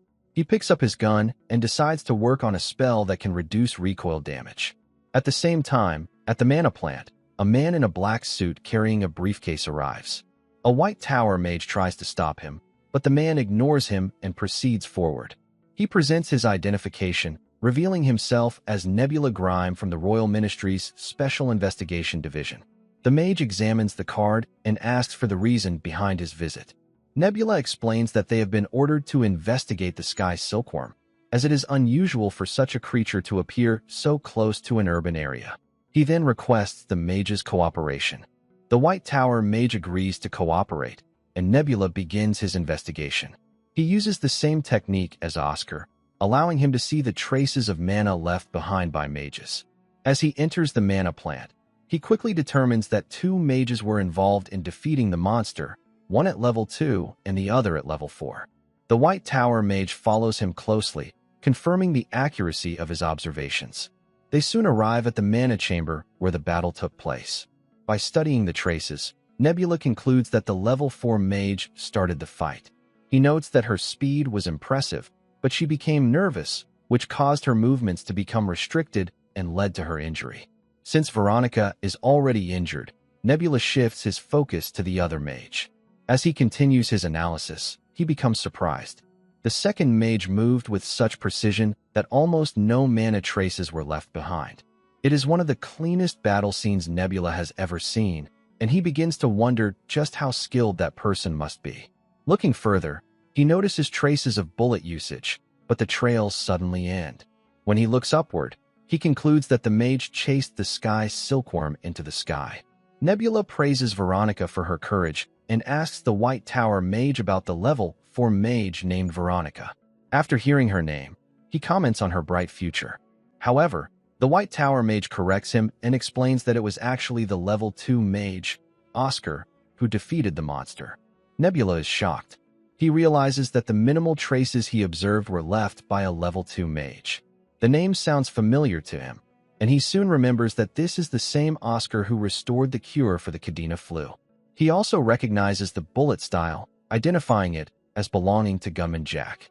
This leads him to admire not only Oscar's control over mana, but also his physical ability. Curious to learn more, Nebula asks the White Tower mage to share everything he knows about Oscar. The scene then shifts to Oscar in the library, where he is trying to read. He quickly becomes disappointed, as the books there do not meet the standards expected of a mage tower. The White Tower Library was once a place that preserved centuries of magical knowledge and legendary texts. However, it has now been reduced to something similar to a basic school library. This realization makes Oscar feel saddened. So much knowledge has been lost over time, and he never expected that he would play a role in that loss. Still, he is certain that before the night of purge against Daiche 20 years ago, he had made copies of the library's contents and entrusted them to Edna Salaplis. The problem is that she is nowhere to be found.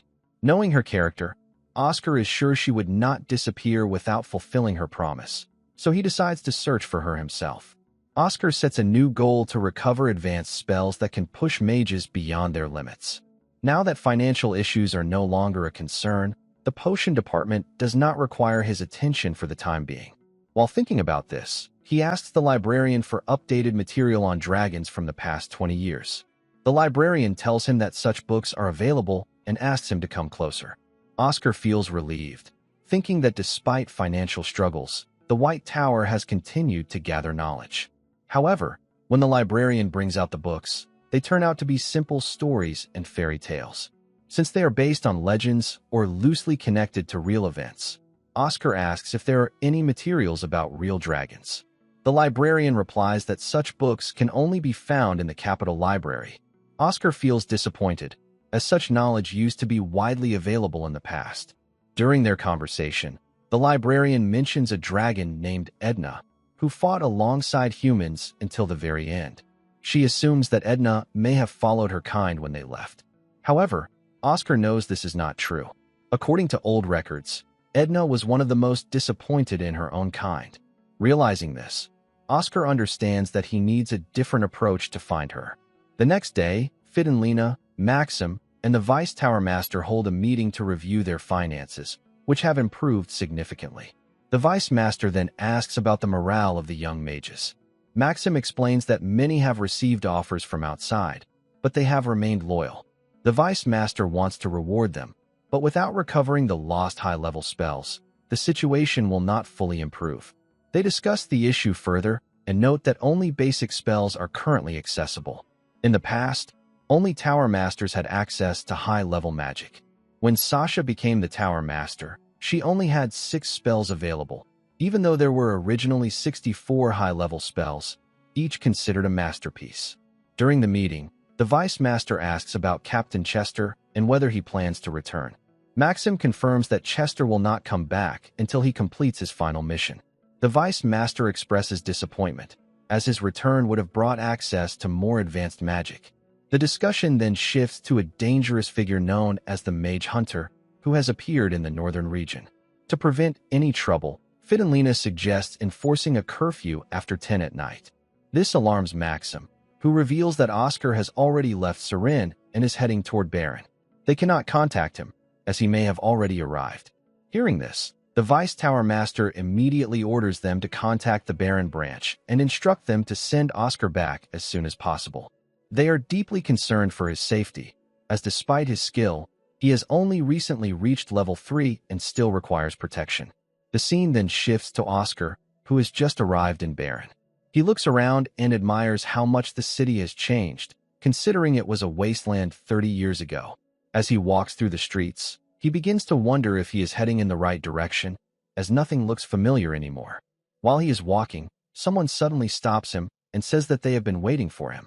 Oscar is caught off guard when Killian suddenly says someone is looking for him. Right away, Oscar assumes it's the Blue Tower coming for revenge again, and after sensing Killian's mana, he realizes the guy is at least a level 4 mage. Oscar asks what happens if he refuses to go, but Killian calmly says then he'll have no choice but to drag him back by force. And bro was not joking. The second he finishes talking, Killian rushes forward and throws a brutal strike, but Oscar instantly creates a barrier to block it. Even so, the impact sends him sliding backward. That's when Oscar realizes this guy is seriously dangerous, because his shield got shattered by a simple kick without even using mana. Oscar quickly throws a kin toward Killian, and Killian just looks confused, wondering what Oscar is even trying to do. But the next second the kin explodes right in front of him and blasts him to the ground. Oscar wastes zero time, grabs Killian, and slams him hard into the floor, but somehow the guy gets back up completely unharmed. Now even Killian starts realizing Oscar isn't normal either, so he decides to stop holding back. In an instant, he bursts forward with insane speed, and this time Oscar can't dodge at all. The kick launches him straight into the wall, but even Killian looks shocked seeing Oscar survive it. Oscar just smirks and says it didn't even hurt. Killian replies that the next strike will finish everything, and both of them charge at each other at full speed. At that moment, Oscar uses a martial arts secret technique called Sound of the Waves.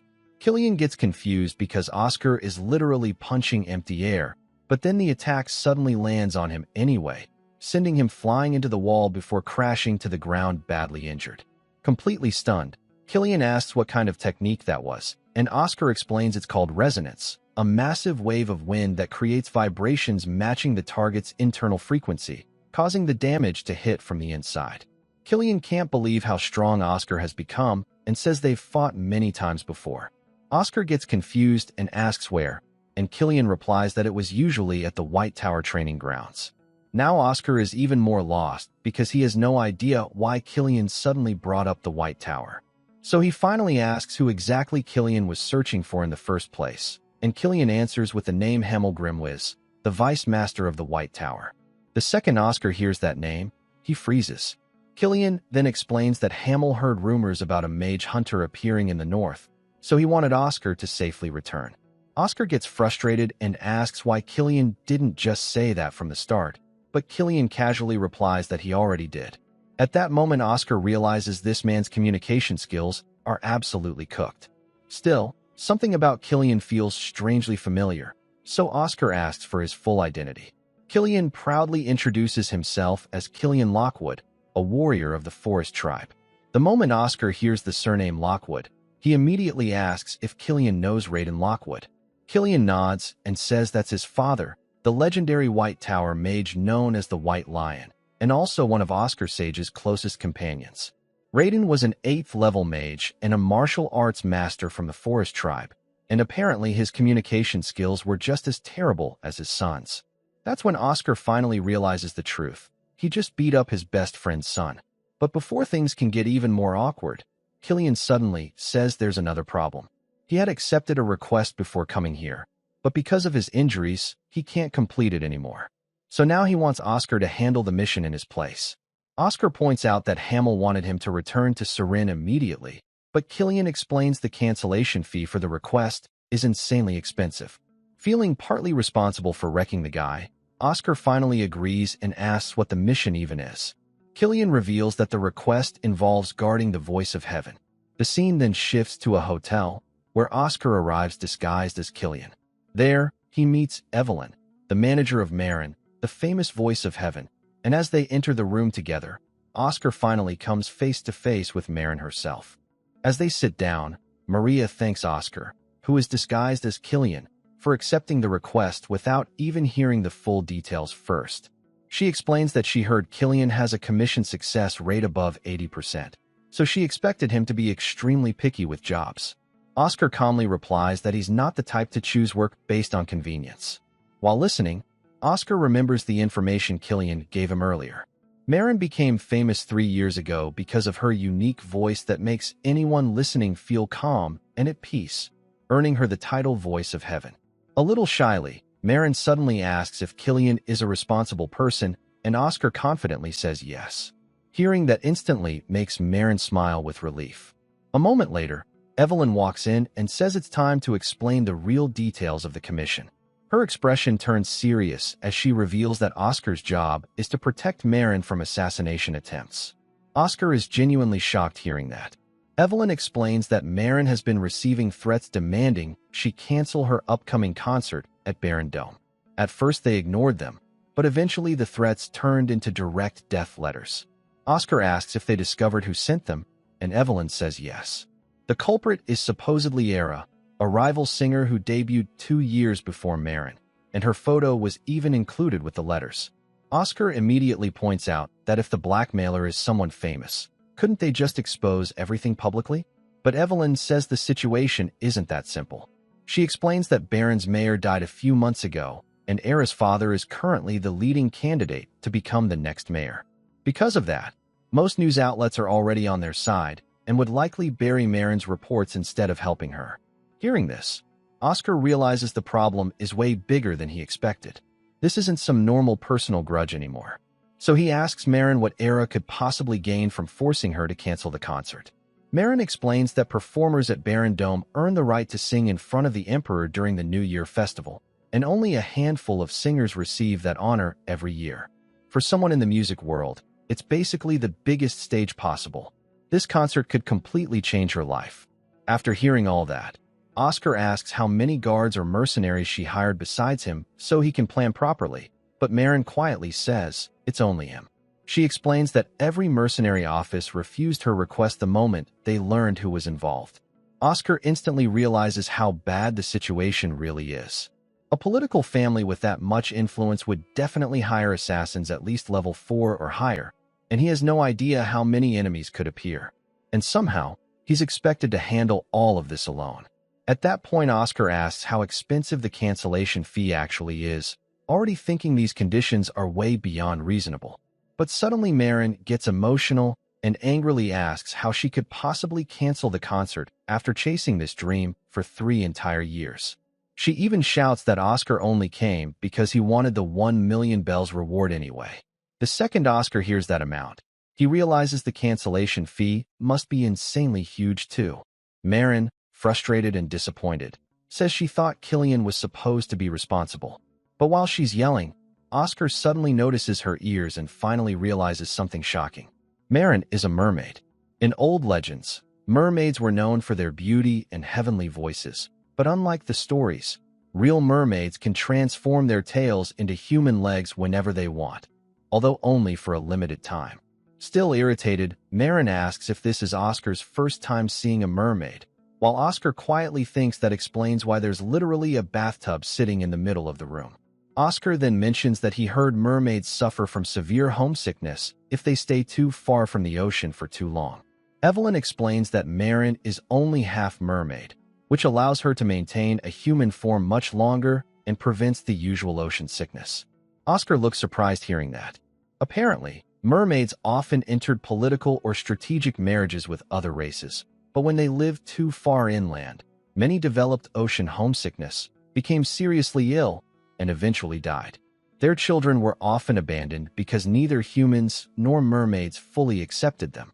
Hearing that backstory makes Oscar genuinely worried for Marin, but Marin quickly says both her parents are still alive. Even so, Oscar firmly says his answer is still no. If they continue with this concert, there's a very real chance Marin could die, and innocent audience members might get caught in danger too. Marin immediately replies that the audience will be protected because the seats are equipped with defensive artifacts, and even if her own life is at risk, she still refuses to abandon the concert. Evelyn quickly scolds her for talking so recklessly, but Marin says this has been her dream for 3 years, and she can't run away now after coming this far.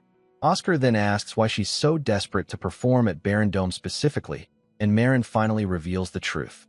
Her father was diagnosed with ocean homesickness years ago, and the doctors said he only had 5 years left to live. Now there's only 1 year remaining. There's no known cure for the illness, but rumors say a legendary elixir can heal it completely. To get that elixir, Marin must succeed within the next year, and that's why she absolutely cannot give up on this concert no matter what happens. Evelyn explains that if Marin successfully performs at Barren Dome, she'll earn the right to sing in front of the Emperor during the New Year festival, and as a reward, she can receive a single drop of the legendary elixir. The moment Oscar hears that, everything finally clicks for him. Now he understands why Marin became a singer in the first place. Meanwhile, Oscar quietly thinks about his own past. He grew up alone in the alleys without parents, but the desire to save someone important no matter the cost, that's something he understands better than anyone. Oscar then asks if they can enter Barren Dome immediately, and Evelyn says yes. Without wasting time, Oscar tells them they should leave right now because there's something he needs to test personally inside the arena. Before agreeing to protect Marin, he wants to confirm whether the audience will truly be safe. And if the security measures meet his standards, then nobody should regret Marin risking everything for this concert. Marin looks confused and asks what exactly he means, but Oscar simply says he'll give it a shot first. At the same time, the scene shifts to Era Sweet's mansion, where she receives news that Marin still hasn't canceled the concert. Her secretary then mentions something interesting. Marin was recently seen meeting with a man who appears to be her bodyguard. Era immediately gets annoyed because she already used her influence to block the mercenary offices from helping Marin, so she can't understand where this guard suddenly came from. She then orders her secretary to investigate his abilities immediately. Back at Barren Dome, Oscar carefully inspects the protection artifacts around the venue and finally says they're good enough. Hearing that, Marin instantly lights up with happiness when Oscar officially agrees to take the job. Oscar tells them they can finalize the contract once they return to the hotel, and Marin sweetly says she finally feels relieved because now she can perform without constantly worrying. Seeing her smile, Oscar quietly thinks that Marin really acts like an angel in public. But at that exact moment, Oscar senses 2 intruders hiding nearby. Without even changing expressions, he instantly fires wind bullets and silently takes both of them down before anyone notices. Oscar decides there's no reason to alarm Marin or Evelyn unnecessarily. Meanwhile, news of the failed attack reaches Era, and even she looks surprised after hearing both men were defeated instantly. Her secretary explains that the bodyguards were taken down with a single strike, meaning Marin's new guard is highly skilled. Hearing this, Era immediately orders the car to be prepared. Confused, the secretary asks where she's going, and Era calmly replies that she's going to meet the bodyguard herself, so she can hire him instead. The scene then shifts back to Marin's hotel room, where she's happily treating Oscar to food. Suddenly, the hotel manager enters the room, and Marin casually comments that the food tastes great, but then she freezes after seeing Era walk in behind him. Irritated, Marin immediately tells the manager this is supposed to be a private room. The manager nervously explains that Era insisted she only wanted to greet her junior as a fellow singer.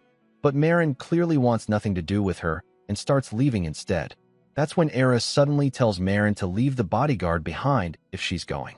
Marin instantly gets angry and asks why, already realizing what Era is trying to do. Era smiles and openly admits she wants Oscar to quit working for Marin and join her instead. She even offers to pay the contract penalty fee and promises 10 times the original payment. Marin immediately shouts that her guard would never fall for tricks like that. But then Oscar casually asks Era if she can really afford 10 million bells since his rate is supposedly 1 million.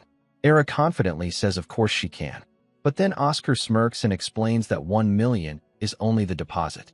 The full contract actually costs 100 million bells, so can she guarantee the transfer?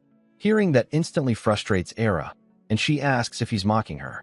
Oscar smiles and straight up says yes.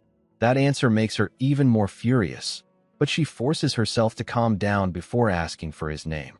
Oscar introduces himself using his disguise identity, Killian Lockwood. Before leaving, Era says she's looking forward to seeing him again, and Oscar smirks back saying likewise.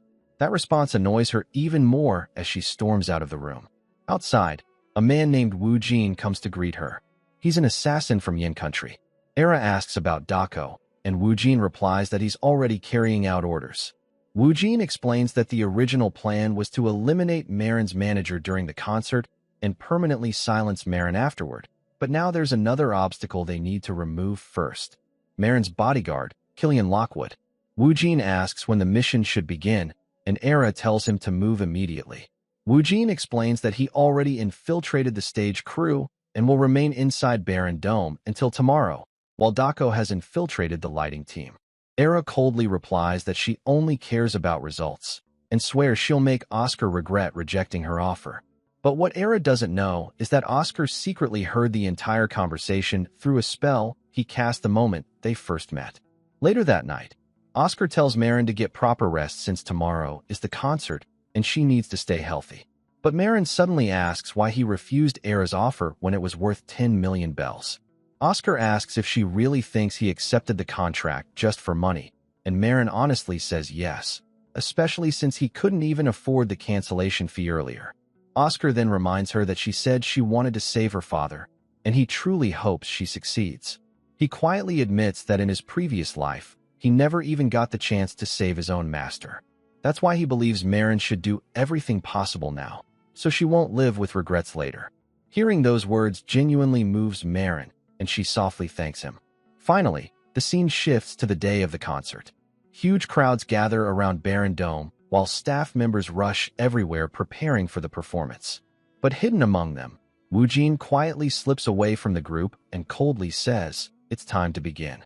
Wu Jin quietly moves through the halls, planning to head upstairs and regroup with Dako, but the moment he steps out, he suddenly freezes. Standing right in front of him is Oscar. Wu Jin instantly starts thinking about whether he should attack now while he still has the chance, but in the end, he decides it's smarter to stick to the original plan.